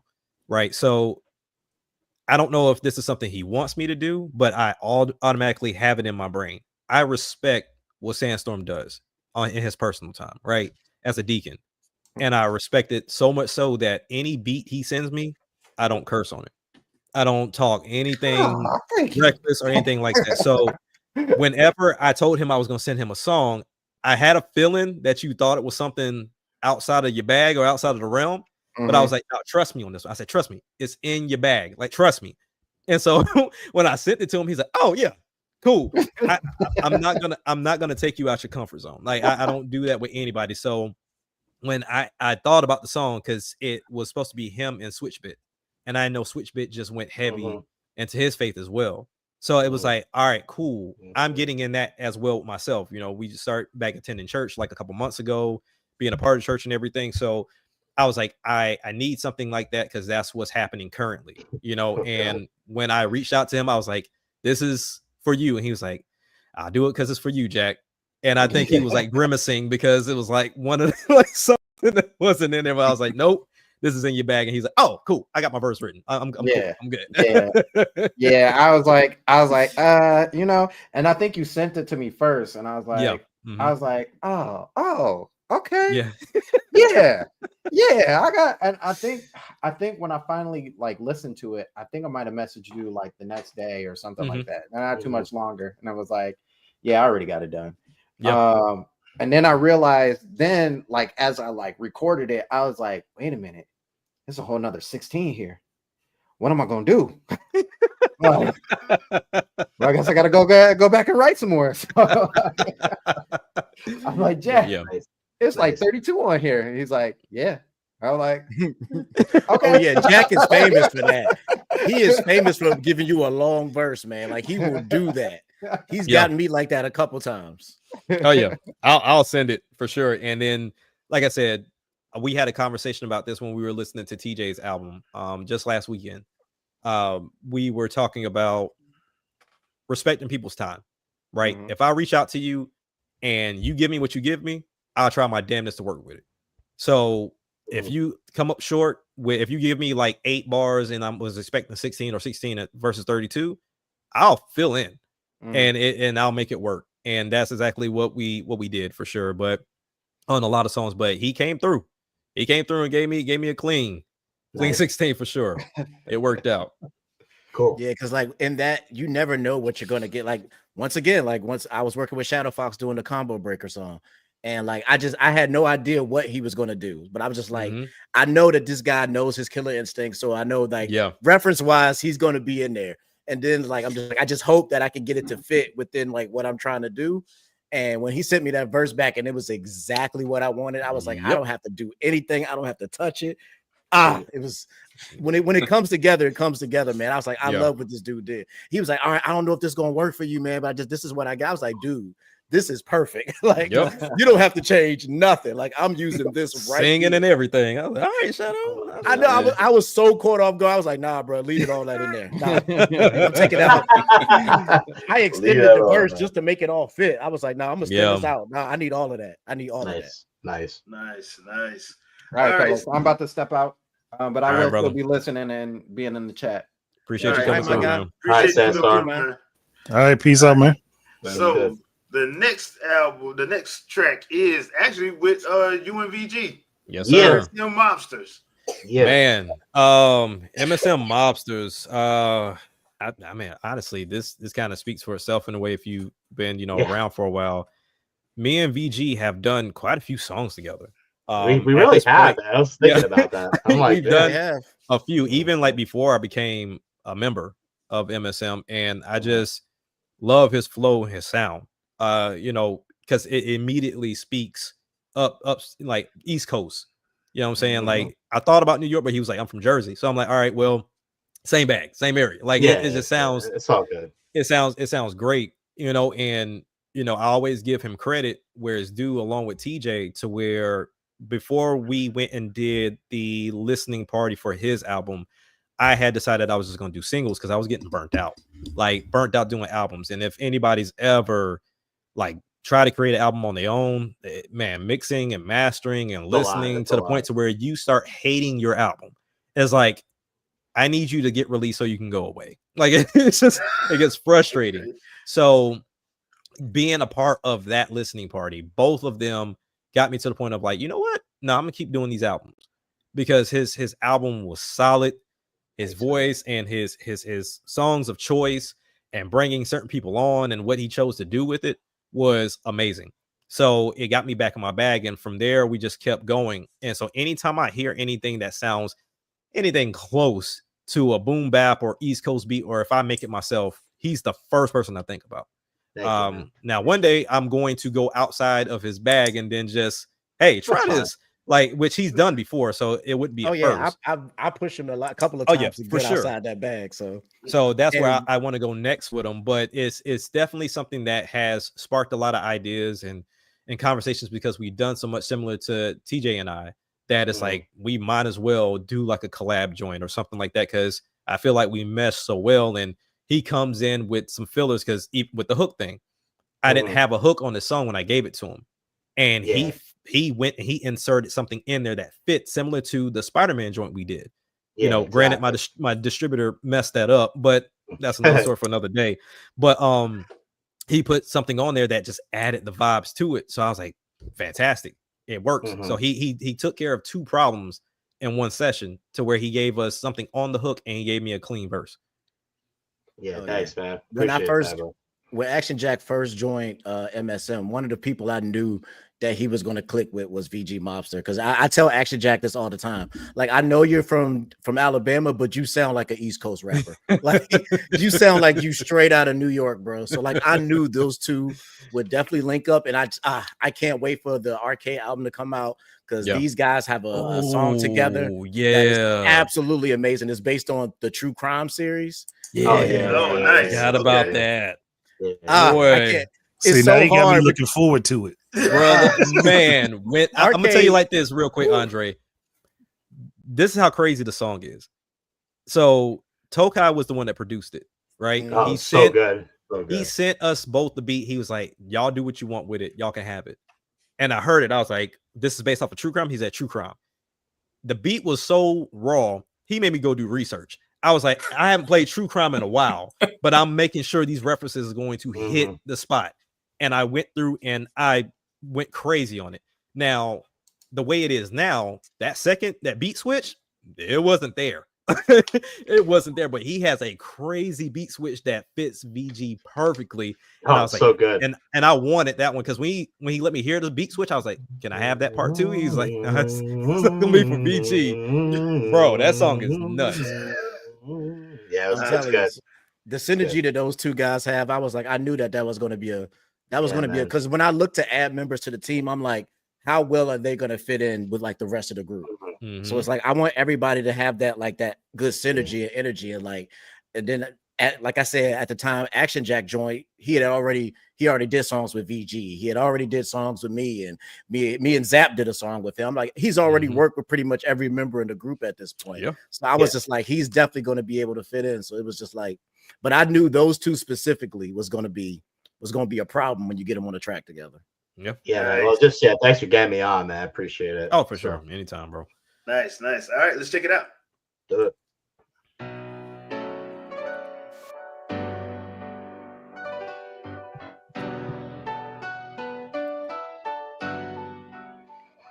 Jack. I be one of the coldest that's on the squad. MSM, boy, running with VG Mobster. Yeah, we just far from flawed, boy. Shooting the illest of lyrics that got us outlawed, boy. We here to bless you like we quoting the word of God, boy. Truly blessed, even though we surrounded around empires of sin, feeling like Yakuza when we spaz. In 2025 is a year, just like a dragon. I take 25 to life when it comes to my passion, boy. We known to move like Godfathers. If you ever thought you was stopping this work, my boy, don't even bother. Chop you up with lyrics. Machetes just to go hear you holler. We do this for the fam. Lovely thing is we still get the dollar. I want you to never try to wake a sleeping dog. Play stupid games that make you and your crew croak like a frog. Yeah, then walk off slow. No need for me to jog. Then write a verse and put what happened to you in the epilogue. Yo, Jack was good as VG Mobster. God told me one time, don't get attached to anything that you can't walk away from in 30 seconds flat. When you feel the heat round the corner. VG's versing off of you can't refuse. The world is yours, intravenously infused. Accused, remember I see LA Noir. Watch the sleeping doors, die in the reservoir. Crime boss spar, catches 25 to life. Max Payne no payday, we do it right. Come out and play, yeah, warriors at birth. Yo, my road to respect, a Glock with loads of girth. Pulling off the getaway from GTA. Hotline to Miami, since pass away for guns walking Ole. Johnny Ma, what you say? Yeah, he's Red Dead all day. Microphones plated, odd jobs, golden gun. Say hello, my little friend, run, run, run. Horse head in the bed, stun, stun, stun. Scarface chainsaw and done, done, done. That's what you get when you're dealing with some real mobsters, some real musical mobsters. It's Action Jack, it's VG. Now with this lyrical flow we just spit, we finna make sure that y'all gonna sleep with the fishes, know what I mean? Nice. I like that ending. That's dope. Yeah, the end was fine. I had to figure something out because it was empty, and I was like, something got to be at the end. That was kind of fine. So that goes into my cleanup chore mix and about to snap. Oh yeah, it's got to go. I'm about to say the cleanup. Yeah, cleanup chore. Yeah, I can definitely bop around the house with a vacuum cleaner. Yeah, for sure. Nice. Yes, sir. Nice. I would put it in the Game Pass cost what mix, but then that'd just be. I mean, you could, because I mean, they trying to do some mobster stuff right now by charging all this crazy money. That's it. They trying to, for real. They're trying to rob you, man. It's not extortion. It's capitalism. Extortion. Capitalism, babe. Crazy thing about that is I had the month before they did that, I had just canceled my Game Pass subscription. I'm not really using it like that no more. I've been like my Switch 2 has kind of been my main console right now. So I was like, why am I paying for this and I'm not using it? And then the month after prices go up. I was like, funny story. I never updated my card information with Microsoft. So usually all the consoles, they recycle their subscriptions, you know, at the end of the year typically is when I do it or whatever, right? So it recycled at the end of the year and I hadn't updated the card for that one. So it downgraded to whatever Game Pass Essential or whatever. Then it was just gone altogether. And I didn't find out until maybe about 2 weeks ago. And I went to turn the Xbox on and I'm like, okay. I wonder what happened to my subscription, but okay, that's fine. Doesn't apply to me then, I guess. Yeah. So, you help make my decision. Thank you. Yeah. Which is crazy because I was one of the holdouts. I was an Xbox Live Gold member from the start, like from the very beginning. Me too. $50. Yeah. We get the free games. Crimson Skies was my first game. Like, yeah. So I fought Game Pass every step of the way when they try to come. Hey, well, you could do this. Hey, you could just give me gold, man. I'm good. Yeah. Yeah, that's crazy. R.I.P. Microsoft, man. Yeah, right. It was nice knowing you. It was nice knowing you, Beeps. All right. So basically, this is the cleanup win for us. All right, that's cool. Yeah, that's sure. cool. Yeah. All right, so let's see what we got next. So the next one we're gonna be listening to is Real Underdog. So Key to My Heart. Ooh. My heart, man. Fire. This song was also in that group of songs that were going to be on the album before TJ and I spoke about not having to do a gaming anime situation. So I had always wanted to do a Kingdom Hearts song. You know, I've made references here and there, but I was like, all right, cool. Let me see if I can approach it. I had this beat laying around and I was like, okay, this sounds fantastic as far as Kingdom Hearts is concerned. I just wasn't sure if I wanted to go like rapping about something different or if I wanted to kind of go like an R&B situation. But when I put it all together and did my verse, and there was a different hook on this. And after I switched the hook up, I then reached out to Zap and Kotetsu. So I had Zap doing this differently. And we had this conversation just last time we had a listening party. I'll send it to you. See what you do with it. If I don't like it, then I'll let you know what direction I want it to go in. But if I love it, I'm not touching it. Like I'm not going to lead you into what I want you to do because you may not be comfortable. You may not be able to do it, whatever the case may be. I just want to see what you're going to do with it. And so I had Kotetsu rapping on it. He came back with some poetry jam at the beginning. So I was like, fantastic. It worked. And spoken word kind of like something like that. For sure. And then I had Zap doing like this like low tone like singing in a way, and she flipped it and did her, and it worked out so perfect. And because of what they gave me, I had to change the hook, had to change how I handled the hook, and also I had to change the intro. So while we're doing all of this, it wasn't just like my call. We were texting back and forth of like, hey, let me know what y'all think. And so Zap hit me up and was like, well, you know, can we change things this way? Like, can we, you know, have it done this way? And then, you know, with the rainfall that I have in there, the thunderstorm that I have going, she was like, can we also add it at the end so we can have like a dramatic ending to it?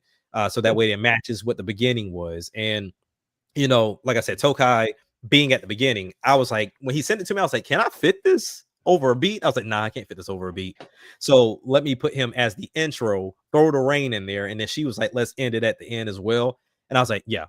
Soon as I went to submit this, put them both as producers because it was like conversation going back. Sense. And Zap, you could tell through like the conversation, she's like, if y'all want to, like y'all both the producers, like you just tell me what you think. I'm like, you ain't gotta be cautious. Like we ain't gonna bite your head off. If you got some musical information, then go ahead. You the singer, like you're like the real artist around here. So like tell us what you think. And both TJ knows nothing about that, right? TJ, you know nothing about that. So we both like getting their input made me work around because, like I said, I thought Tokai was gonna rap because I both of them have smooth voices.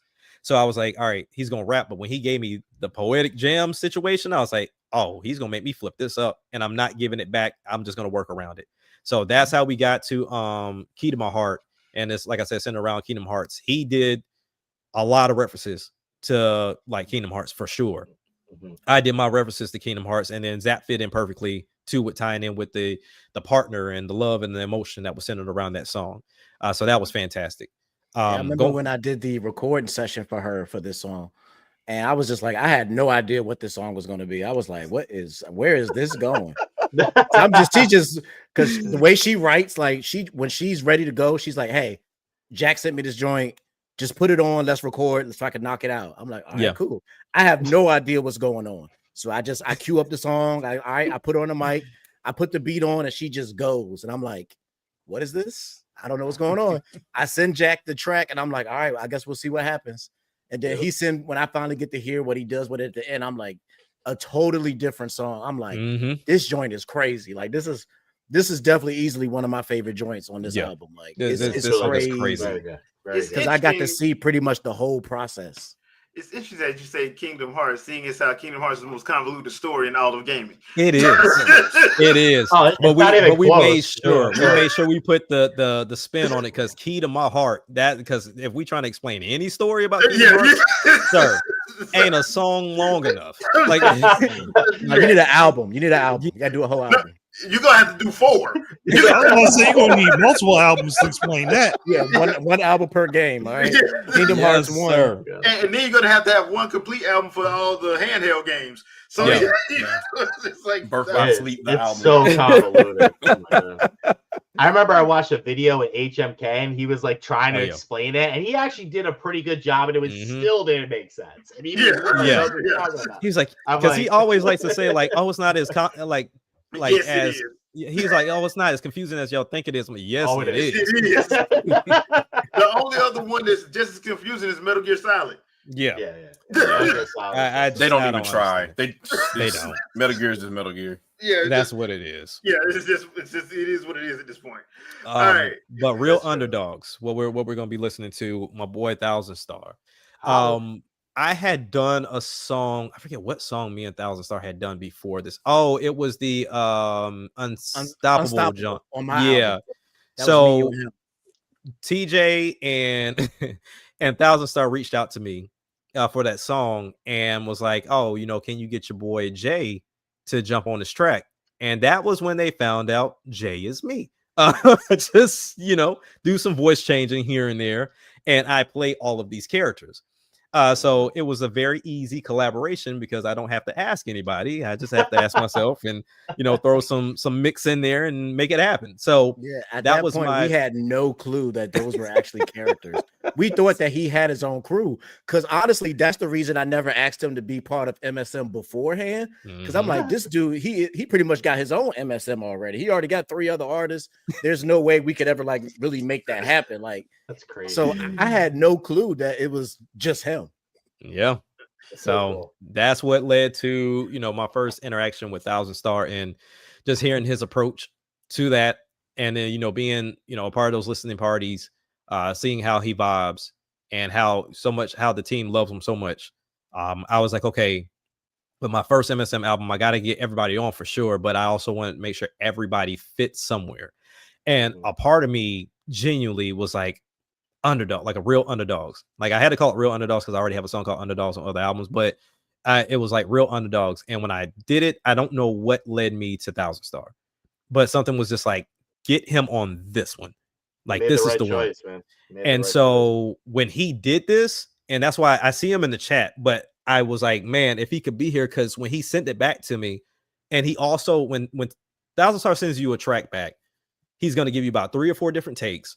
Then he's also going to send you the lyrics as well. So when I'm looking at the lyrics, I'm like, oh, he went there with this. Okay, fantastic. So that's why I always told him, like, even when we got to this point before the album was to be released, I'm like, what made you go there? I mean, that was my main question for him. Like, what made you go there? So if you can put your paragraph in the chat, then I'll definitely read it. But yeah, I was like, what made you go there? Because when I read it, I'm like, oh, okay, he's not just a hype up guy. He got layers. So that's what 100%. I love about this for sure. And like 1000 Star, pretty much 1000 Star is the oldest MSM member in the group. Like not by age, but like the person who's been there the longest. Like he was one of the members I picked up in MSM. And when I first worked with him, he had never done music before. He had never rapped before in his life, and me and him did a song on my first album. He just said, I just want to give it a shot just to see what would happen. and his first verse ever of all time was on my first album. And I was blown away. I was like, dude, this is the first time in your life you've ever rapped? He said, yeah, I've never. I'm like, I was mind blown because like I listened to my first raps and I'm like, I was nowhere near at that level. Tough. I was nowhere at that level at my first time rapping. Mine got destroyed. Let's just put it like that. I was like, yeah, it's a verse that you will never hear in your life. Yeah, exactly. And he was already like, the first verse he ever wrote, I felt was good enough to go on my first album. So like, he's always been very impressive from day one, and he's been with us since day one. So that's why like everybody loves Thousand Star, because he's just kind of like the glue that holds the group together, because he's like always there. So like, just got to give shout out to Thousand Star on that. He's a great guy, man. He's the guy. He is the guy. Squad. Nice. All right, let's check it out. Oh, easy explanation. I appreciate that.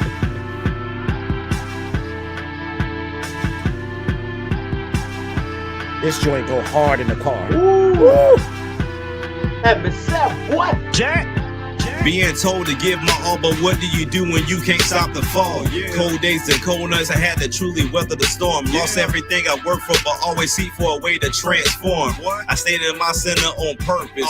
No entry points for that outside circus. I used to strive to be around those that was worthless. Now I don't trust many man, like my first name was Curtis. I'm an underdog, but for the longest, I was a lone wolf. Not for nothing, I took that stance with my chest out and howled from the roof.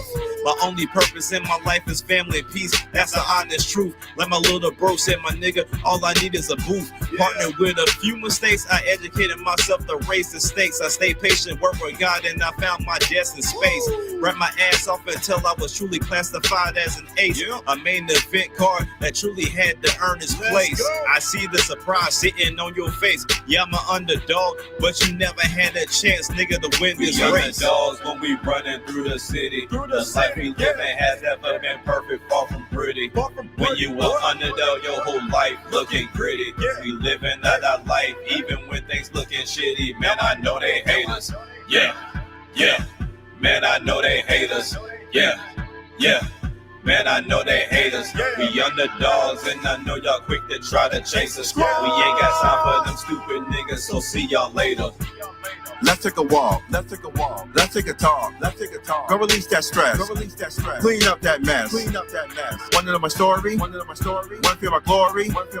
Time will tell. Let me spin my bells. Take mother family, raise my lady. Step on living right to all the baby. But to be a king, give my lady. What we say, knew I'd be ready. 9 but 9, didn't like me already. Trying to get me on sight. Daddy, probably all my mind. Guaranteed back X on my mind. Apparently. People don't like how I talk, how I lean, how I walk. Cover this where I'm off. Put me like a shark. Kill around when I leave a mark. I'm smart and clean. I'm nuts and lean. Treat my lady like king. When I don't want to, I'll always be seen. Always already me. 20 bits I can see. You make the gun. You don't like my gun. You can suck my underdog. I can see the opposition. Like Scara, I'm the pole position. You really thought you had the material? Everything else, you're just potential. We underdogs when we running through the city. The life we living has never been perfect, far from pretty. When you were underdog, your whole life looking gritty. We living out our life, even when things looking shitty. Man, I know they hate us. Yeah. Man, I know they hate us. Yeah. Man, I know they hate us. We underdogs, and I know y'all quick to try to chase us. We ain't got time for them stupid niggas, so see y'all later.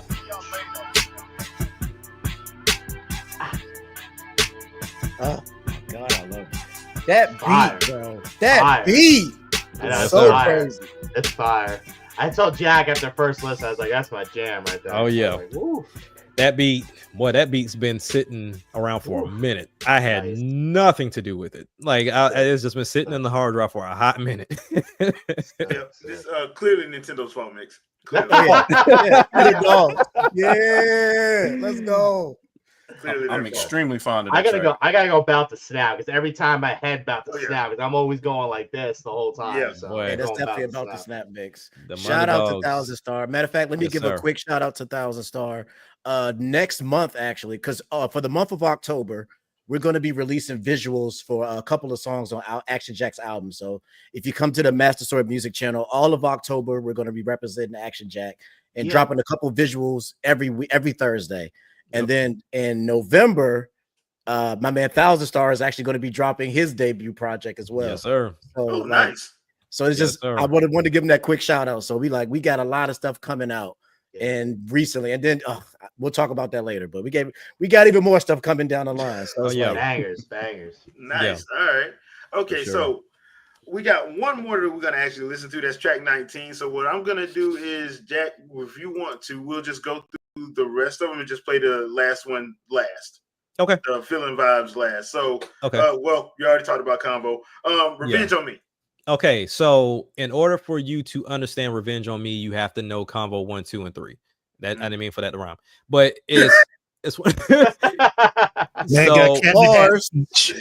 so we had a conversation. TJ and I had a conversation, and we were talking about possibly me bringing all my personas over, and I was like, well, nah.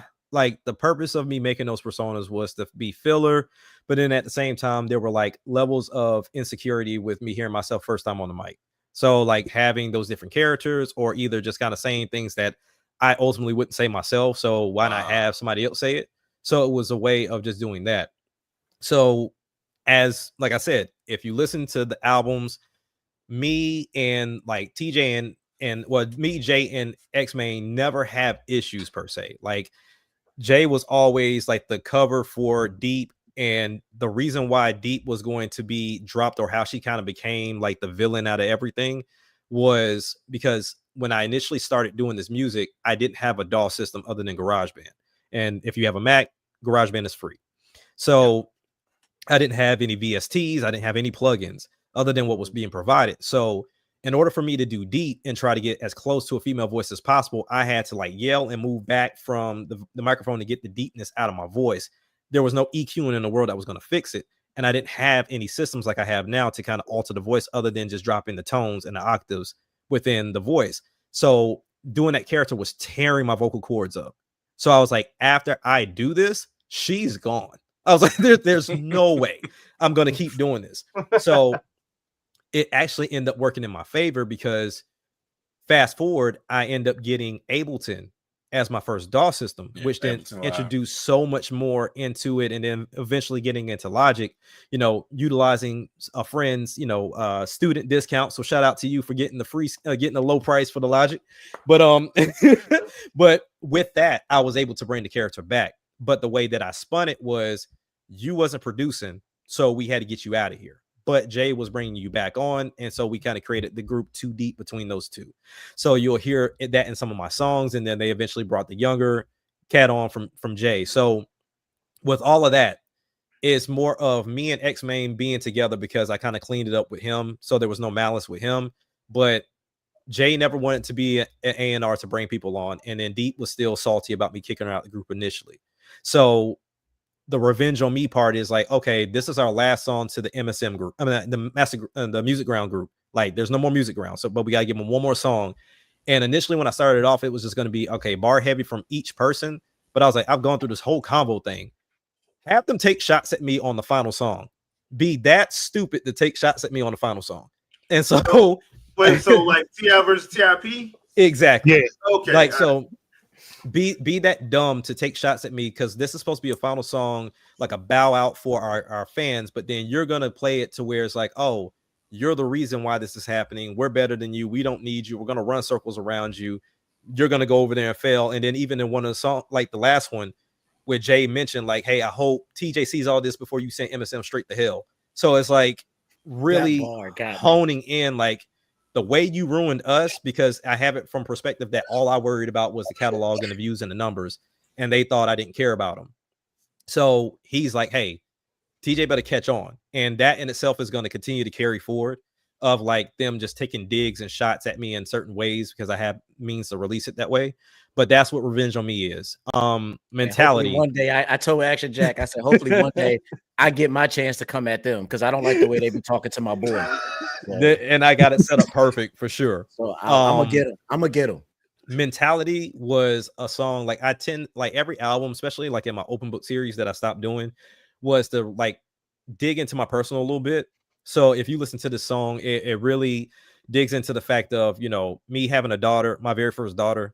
She just turned 1, and just kind of my idea of what I want for her. And so that's just me like, hey, I want her to just be focused on God and loving herself and not just be caught in the hospital asking who's the father. That was one of the lines. And, you know, for my sons, they're so, you know, they're older now. Like my oldest is 13, my youngest is 10. And it's like watching the internet and then being infatuated with some of these, you know, YouTube content creators that just do stupid stuff that can end up in jail or either kill them. And it's like, hopefully I throw out that net to catch everything that pops up on their mental deck, like just to ensure that I get everything, because I can't afford for them to go the way of popularity or clout. You know what I'm saying? So that was going into that bag. And then also too, you know, for anybody that knows, I'm prior military and I suffered so many injuries coming out the military. And in that whole span of trying to get back to doing the exercises and going to the gym, my body shuts down on me sometimes because those injuries still linger. And it was like, you know, going from 150 all the way up to 180 and adding on that weight. And it was like, it was eating me up. But the music was my liaison, getting me back into my mental. And even though I was like, I paid full cost for this life and never used a coupon and was never given a coupon. So it was like just really embracing the mentality that I went through with life in general without digging too deep into that bag.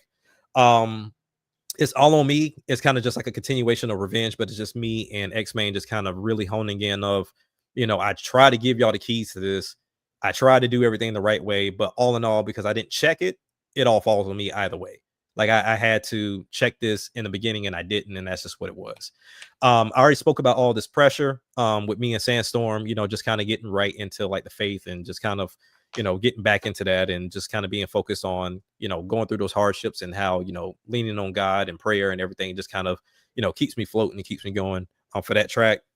And then Final Fantasy was once again a part of that original album of video games and anime.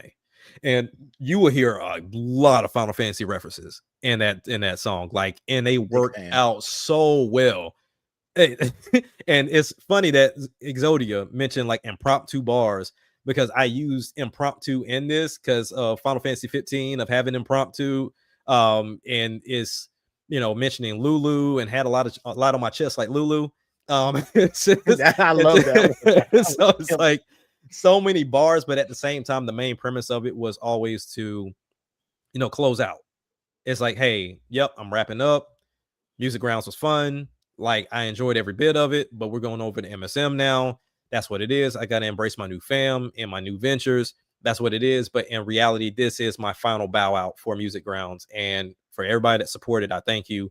I appreciate you. But we're going on to new ventures and a la Rebirth to my whole career, my whole rapping persona and everything that comes along with it. Oh, nice. All right. Y'all ready for Feeling the Vibes? Yes. Oh, by the way, produced by my man TJ the Gamer. He sent me this beat. Yes, sir. Yes, sir. God, bro, you just blew my mind. Yeah. He sent me this beat. When he sent me this beat, I played it in the car.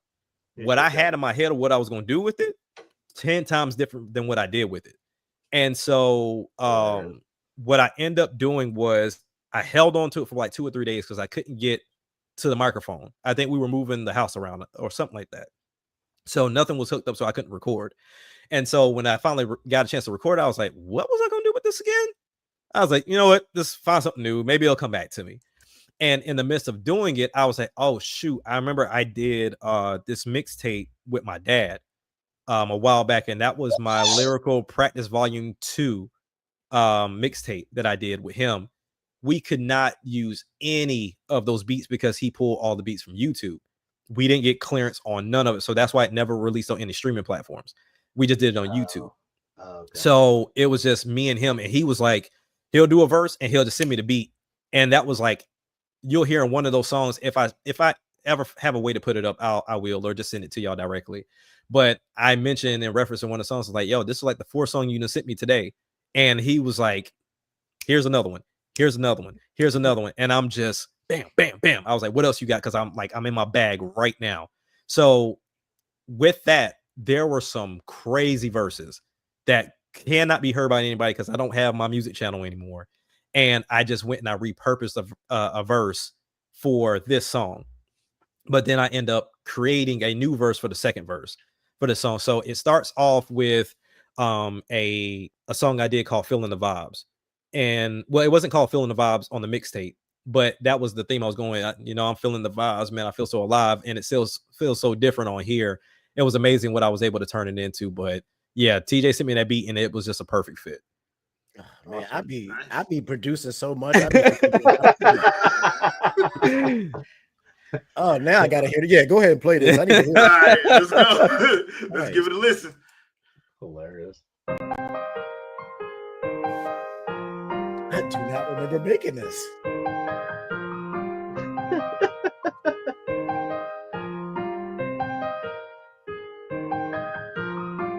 You know I'm just feeling the vibes. Man, I just feel so alive. All I want from this life is to give love, peace, and provide. I've lost too much time from the pressure I allowed to just sit on my back. I'm walking a different path that allows me to keep my mental intact.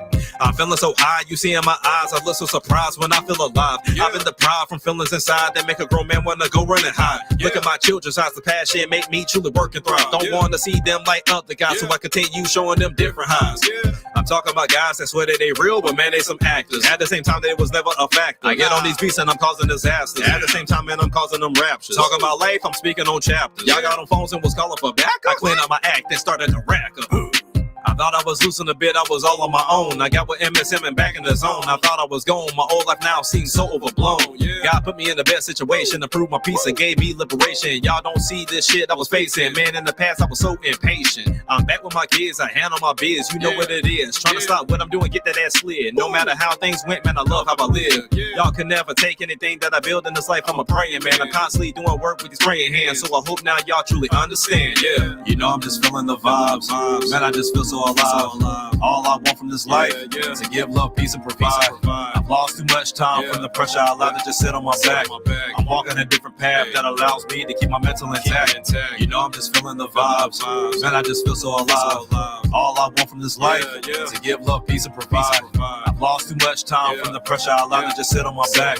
I'm walking a different path that allows me to keep my mental intact. So I'm standing tall when you're looking at me while I grab my balls. Man, I gotta be a monster, looking for them hunters. Now I'm finna make these niggas wonder as I go and put them under. Cause you already know, man, it's just been my summer. I come in this bitch, tackle your ass just like I'm Bobby Boucher. I get on these beats while I got the whole crowd screaming hooray. And I told you, man, I can do this shit here all day. When I get on these beats, you already know it ain't no time to play. No, I'm just sitting back, doing my thing. I'm tossing the pain while I'm letting it rain. You see how it hang as I'm letting it bang, and they feeling right while they just screaming my name. Action Jack, nigga, I'm spitting them facts. They said on their ass while I'm busting they back. You see they like this as I'm causing attacks. I'm ripping my shirt like I'm holding like that, but I'm holding like that and I'm laying them flat while I'm blazing these tracks and they lying like Atlas. Slow this down and get on track, reload my lyrics back and serve up this thing just like an automat. Every day I'm starting to feel like I got my life back. This beat got me feeling like the days I used to ride and chill off in my lap. You know I'm just feeling the vibes.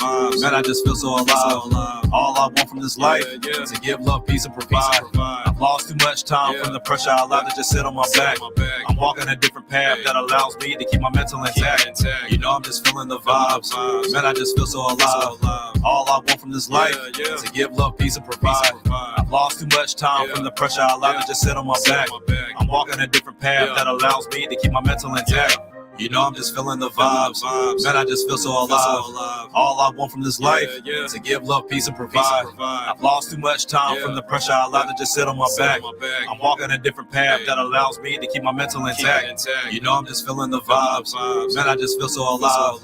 All I want from this life is to give love, peace, and provide. I've lost too much time from the pressure I allowed to just sit on my back. I'm walking a different path that allows me to keep my mental intact. Bro, that song in itself, it was hard to do because when you already have something written for another beat and then you try to make it fit for another one, there was so much of me swapping out words and trying to change up the wording for everything, and even revisiting the wording and how it comes down to like how you do it. Because even when I mentioned like back with my kids, you know how it is, you know how I live and all that other stuff, it was like at that point in time I had to move further down to Naples to go stay with my homeboy because like I had gotten modification on my child support and it shot through the roof. I couldn't pay for my own spot, so I was like without my kids for months. So it was just like doing a lot of music just to kind of keep myself sane for a minute until, you know, I was able to move back where I was just so I can, you know, see him every day. But yeah, man, it was that song in itself, along with that mixtape, was a deep one. But to bring it back and resurface it, not only was amazing for this song and that beat that TJ sent me, but it also sparked a good idea to do like a greatest hits. Because some of the albums I'm not going to re-upload because the distro systems, they mess up so bad. And if you're with a distro company right now, just stay with them, because it is such a pain in the behind to move from distro to distro. Even though they give you like better perks, sometimes they don't cooperate well with Apple, or they don't cooperate well with Spotify. And it just causes so much headache. And I've lost so many album uploads and listens and streams because of it.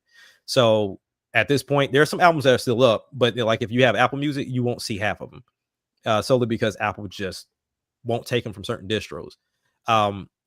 But this is the first, and then like I said, I'll just do a greatest hit, so that way you ain't got to go through all 5 or 6 freaking albums, so you can just hear what I deem as the best ones. And I plan to re-rap all of them, remix them, master them, because some of them sound like boo boo from the way I mixed it at the time, because I was just brand new to it, and just kind of come with a new touch, and you know that'll add on to it for sure. Nice. The crazy thing about that beat is, now that I listen to it, I remember when I was made. I remember why I forgot now, because at the same time that I was working on that beat, I actually was working on the remix album that I do for the video game remixes, and I remember exactly what remix I was working on before I made that beat.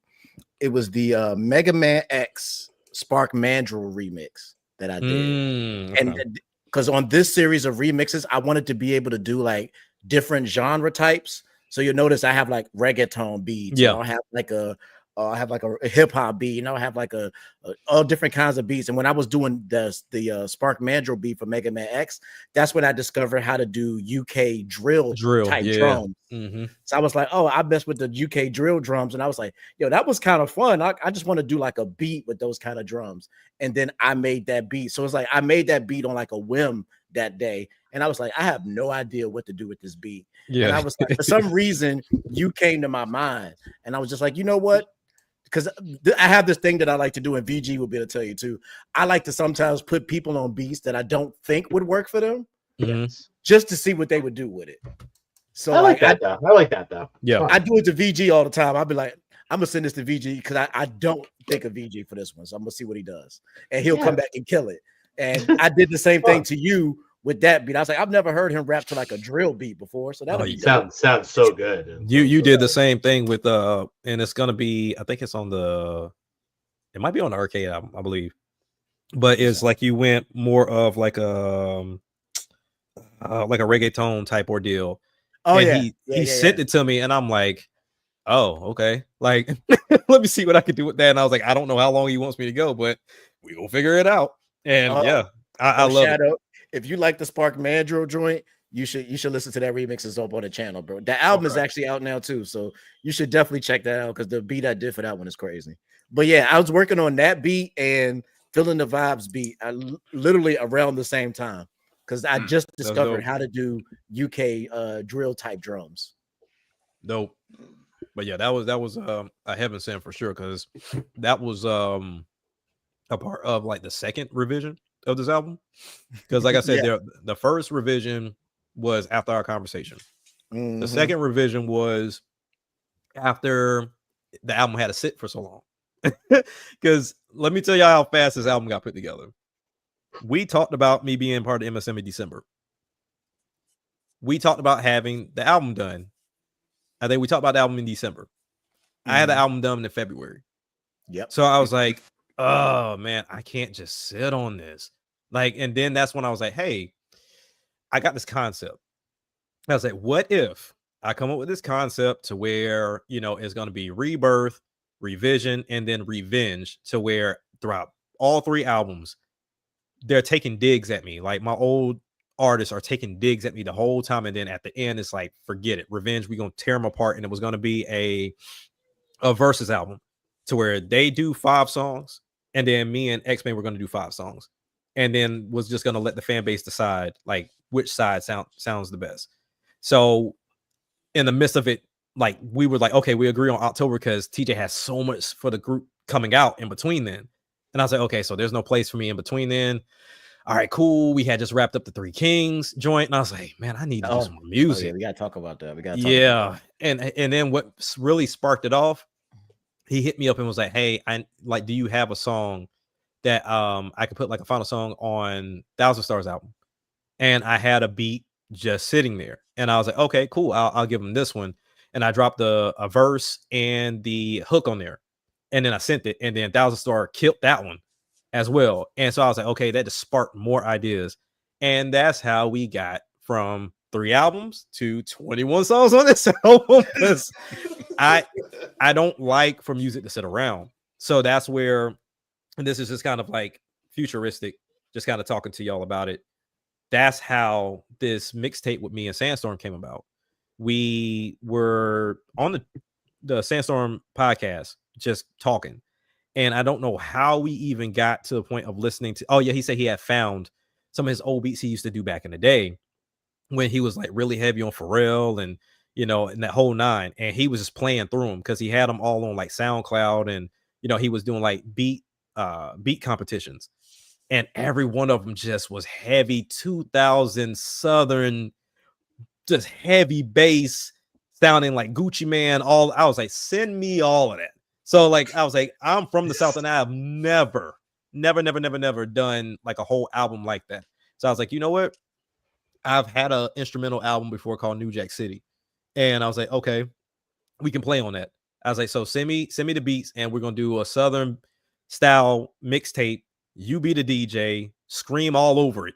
Like we're going to do like the drops, the gunshots, the booms and all that stuff. And it's going to be a DJ Sandstorm, Action Jack mixtape, New Jack City Volume 1 mixtape. And we are like a song. I need TJ to do something on it. And then I just need him to go through and just do all his screaming and yelling. And we do all our little stuff in between, like a regular mixtape from 2000 was. And that one will be wrapped up. But yeah, man, it just spawned so much more after doing this album, man. So I appreciate TJ for one, giving me the lane to actually do it. And be a part of it so early, to release an album so early, because like I said, I just signed on with the team last year, and to do my debut album just almost a year later has been an amazing thing, while also working on projects in between. So this has been an interesting journey, and I hope everybody enjoyed what I put into this, because this was genuinely supposed to be a layup, and it turned into like a full-fledged album as a debut album. So I don't know how in the world I'm gonna top this one, but I gotta try. Yeah, it was when he first came to me and said he wanted to do this. It was like, because the way MSM do, we whirl everything in a cycle. So if you're hearing songs from us now, those are songs we probably wrote a year and a half ago, and we're working on the songs that are coming up for the next project. So we already had pretty much a full rotation going, but Action Jack was ready to hit the ground running. So we kind of just like, we switched up the rotation and just was able to fit it in there at the last minute just to make it work. So it was like that guy, he came in ready to work, and I truly appreciate that, because like he shows up on my album that I released in January. His project came, he's going to show up on 1,000 Stars project. Then we got the Three Kings album that's coming in December. He shows up on me and Zap's collab album next year, and then Arcade 3. Like, you're going to see a lot of action. Action Jack is all over the MSM channel for like the next year straight. So like, if you enjoy what you heard here, you got it. There's a lot more Action Jack coming. Like I said, in December, I actually wanted to talk about this real quick. In December, we are actually dropping a collab album with me, Action Jack, and another amazing MC that goes by the name Sound of the Rain.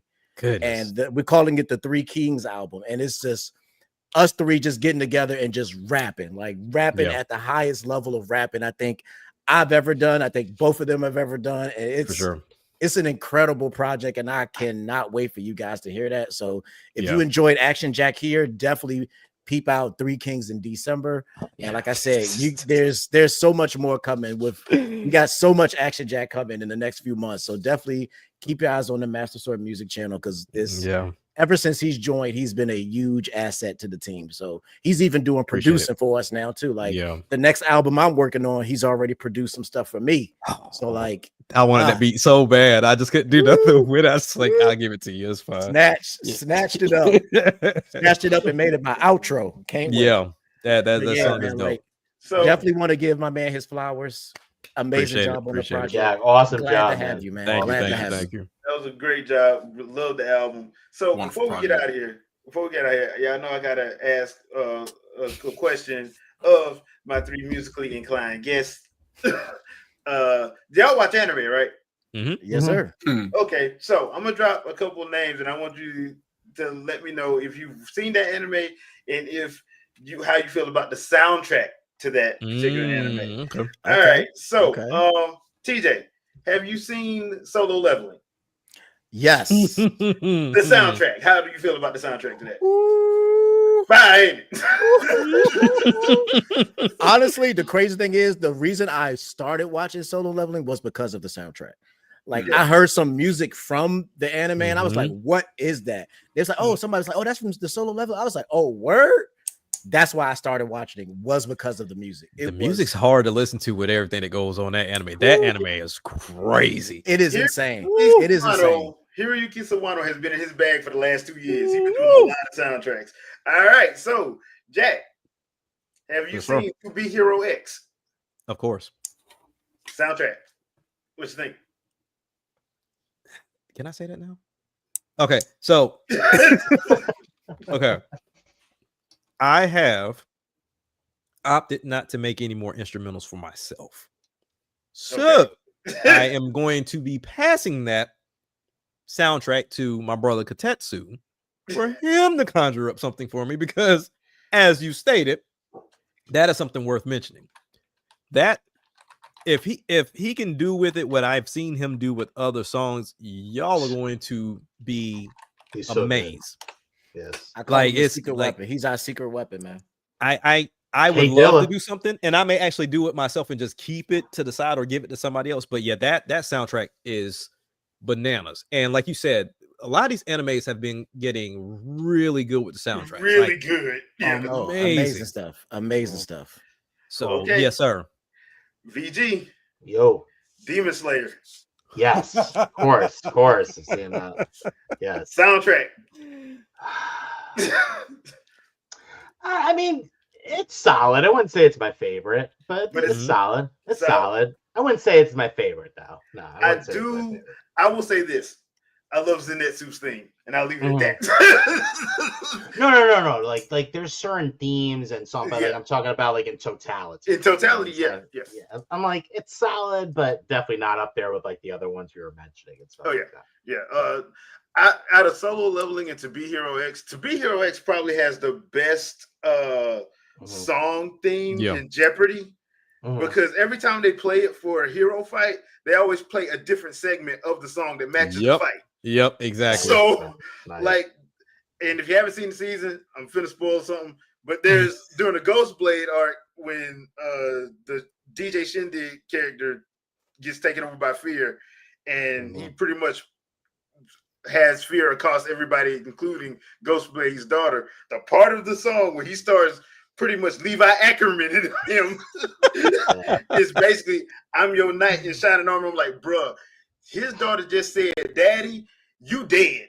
Yeah, like, bro, you are dead. You ain't gonna be in the sequel. There ain't gonna be no second season for you. You're dead. And I'm like, at that point, I'm like, then I went back and started watching. I'm like, wait, every time they have a hero fight, they play a different segment of Jeopardy. I'm like, bruh, give that man a raise, because for Solo Leveling and To Be Hero X, give that man a raise. It's insane.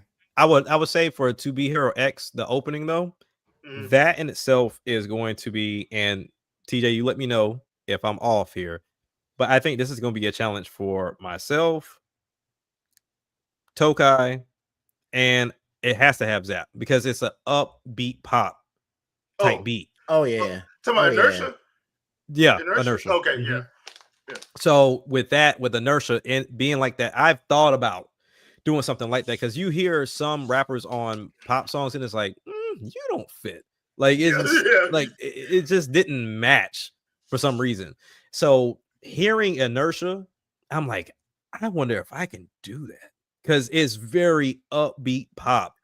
And I'm like, okay, I don't know if Tokai's ever touched something like that. And I was like, I wonder. Now, Zap think could he probably can do sing it. her ass off on that I inertia. think he can do it. I think he can do it. Jack, you know they just released a different version of it with the girl who sings the outro, right?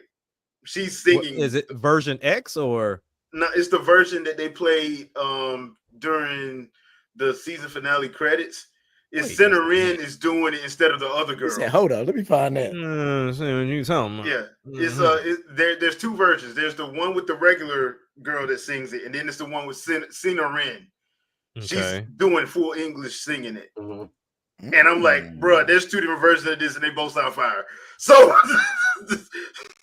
yeah, I want to try that because, like I said, TJ's gotten me to do some reggaeton stuff. He's gotten to do like you said, the UK drill stuff because I don't listen to drill music. It's whatever. But I was like, I do like the beats to it. Like I'm a beat head. Like that's how I started off.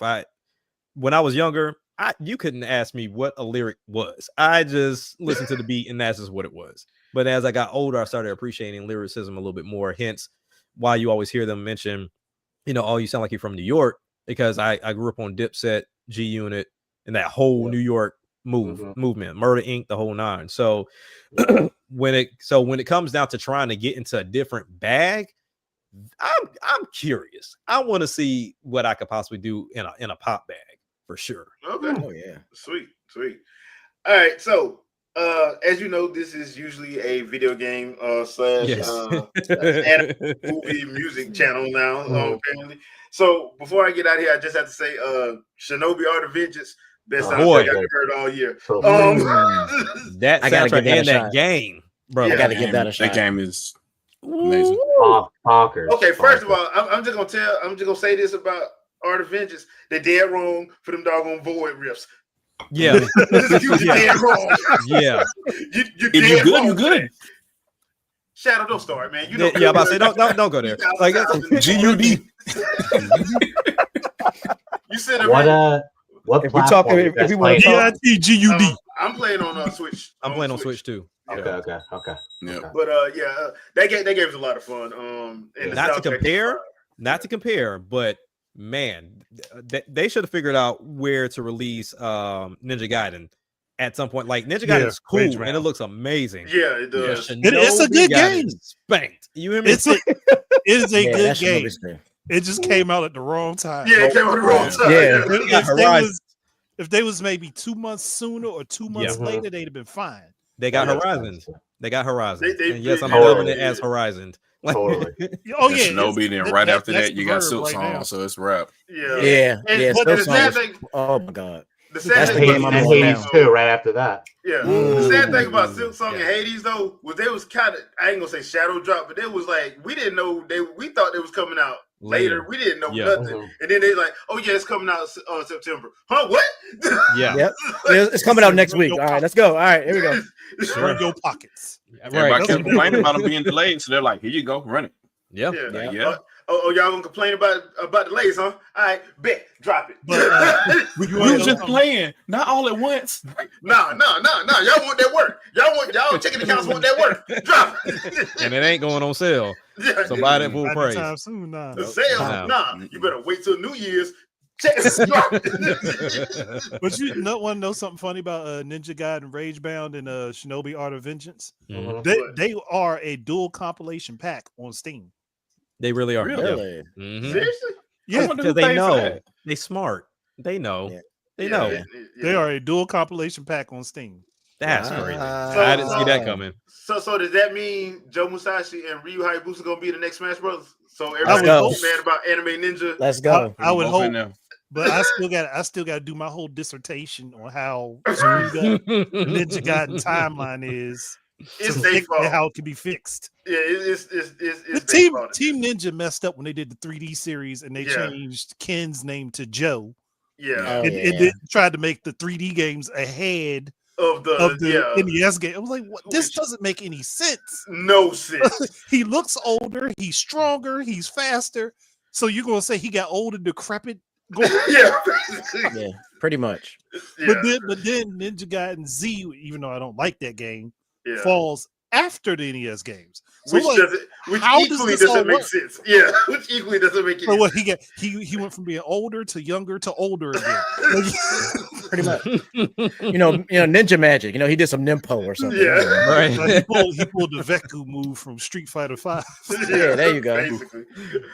All right. Okay, people. Thank you for joining our podcast tonight. Our special for Jack for his album release. We appreciate it. Congrats on the album, Jack. Appreciate Congrats, it. brother. Congrats. We Appreciate are glad for everybody who's hung out with us and played along with our playlist. Yeah, that was fun. I really like that. I really like that. Yeah, when you said it to me, I was like, yeah, let's do that. For sure. That's gonna be fun.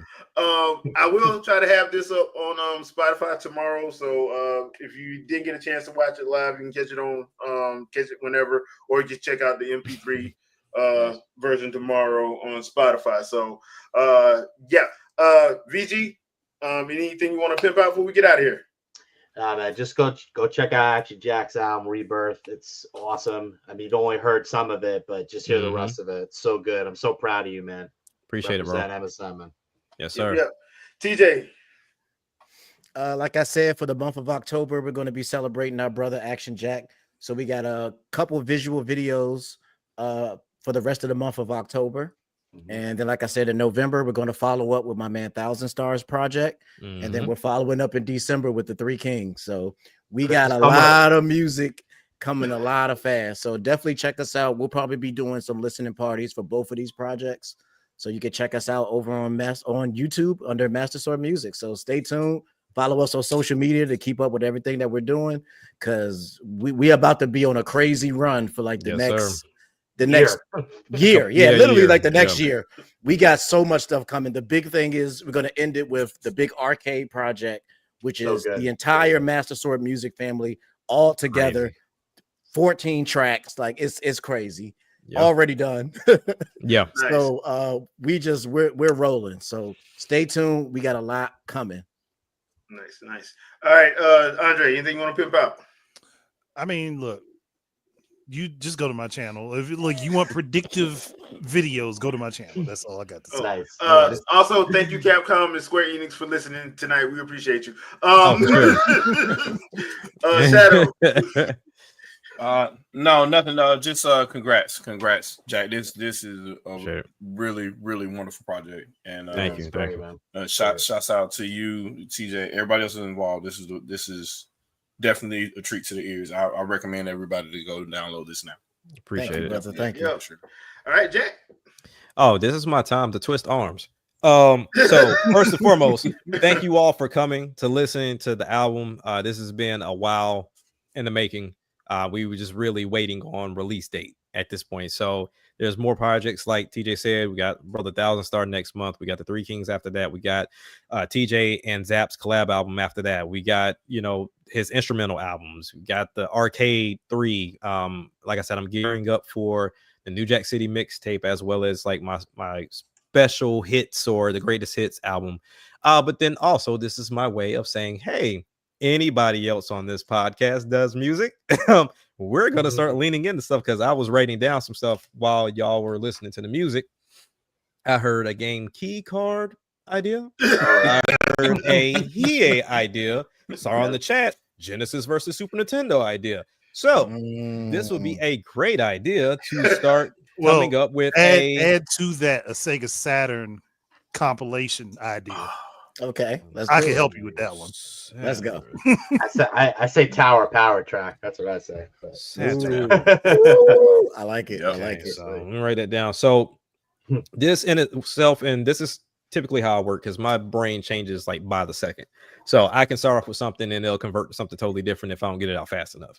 So the idea I had here, just looking at even these 4 recommendations, we can easily come up with an album, and everybody can be involved, whether it's you just giving some talking points or just putting your voice on the album. You ain't got to rap, you ain't got to sing, you can just be talking on it. We can really do a console wars album. Like genuinely have a console war album. Sandstorm just put something in there. Mask off Majora's Mask. Let's go. Nah. We want to do better. Call it Fierce Deity. Fierce Deity. Let's go. Ooh. Let's go. Fierce Deity versus Majora. Let's go. I'm ready. You can't pull out no Zelda stuff. I'm ready. Also, you probably want to do a samurai Samoan Ganondorf bloodline. You've been on that. They won. Actually, dude, they gave him a Samoan tag. Come on, man. Yeah, they definitely did. But you know what? Wearing a kimono and everything. In the spirit of Ninja Gaiden and Shinobi, Ninja versus Ninja. That's it. Mm. And you mix A them Console Wars album sounds kind of crazy. I'm Jack. telling you, I'm because kinda right feeling now that. we're in this space to where you have Xbox going third party while ganking everybody for services. PlayStation doing absolutely nothing but still being on top, and then Nintendo doing what Nintendo does. But everybody's catching criticism for something. Nintendo's with this game key card and pricing. You have Xbox, once again, just being Xbox. And then you have Sony to where some will say, look, they just haven't been in their exclusive bag. So it's like they don't have anymore. They really don't. Yotai was it, bro. After Yotai, they done. Yeah, they done. Because that Wolverine is gonna be what it is. Like I said, I got a feeling from what it looked like, it's gonna feel really reminiscent of Spider-Man. But and this time it's not gonna be on one system. There you go. So I really can see that happening, but then also too, even though it was like one mention, Hiei and going into the anime bag, because with you mentioning TJ about not TJ, but actually Jay and TJ, y'all two get me mixed up on the same podcast. But Jay, you mentioning the music from the animes, we can do the same thing too, guys. Like the anime stuff, like picking characters and then kind of like really hitting home on those characters, or just the episodes or the shows themselves. If we pick, that'd be dope. Whatever. What about like doing character ciphers? Yeah, character cipher, or like I said, just like picking your favorite anime and then just going into it. So similar to like what we did with One Piece. Death Note. So like, oh yeah. That wasn't another season of Death Note. But like for example, like when we did the One Piece joint, I rapped from the perspective of Luffy. TJ, you went with Sanji. Zap went with Nami, and then I came in with Robin as my deep character. So we did it from that perspective, and we just did references heavy with that. But really, we could get into that bag of trying to see like if we can outdo each other, like who has the best reference and verse for those characters or that anime series. Hey, I think. You know me. Don't make me get started. All you gotta do is send me a beat. I'm gonna start rapping. So yeah, I will be reaching out. So Shadow, Andre, don't think I ain't forgot. Like I still got something sitting on my desktop that you sent us. So I don't care if you utilize AI, whatever you want to do. That's in your. And Jay, I ain't forgot about you. So I'm going to twist arms and I'm going to do exactly what I did to Sandstorm, because little secret. So when I sent the song to Sandstorm, he was like, "Yeah, I'll get on it." I sent that to him in Switchbit. I was like, "Hey, y'all good?" I was like, "I got to submit the album by this time frame." So every time I didn't receive it, I went on his podcast. I was like, "Hey, Rebirth coming October 2nd, and it's got my boy Sandstorm on it." He didn't have no choice but to drop. Okay. He had to get that verse to me. He got it to me right after that. I was like, "Oh, y'all, Sandstorm on it," and he sent it to me right away. But I appreciate it though. But I had to apply some pressure. Like, dragged him in because I can't keep saying it and then he don't show up on the album. Like, nah. Bro, what happened, bro? Where was you at? Oh, yeah. I like that tactic. I'm about to start using that. Nice. Drag him right into it. All right.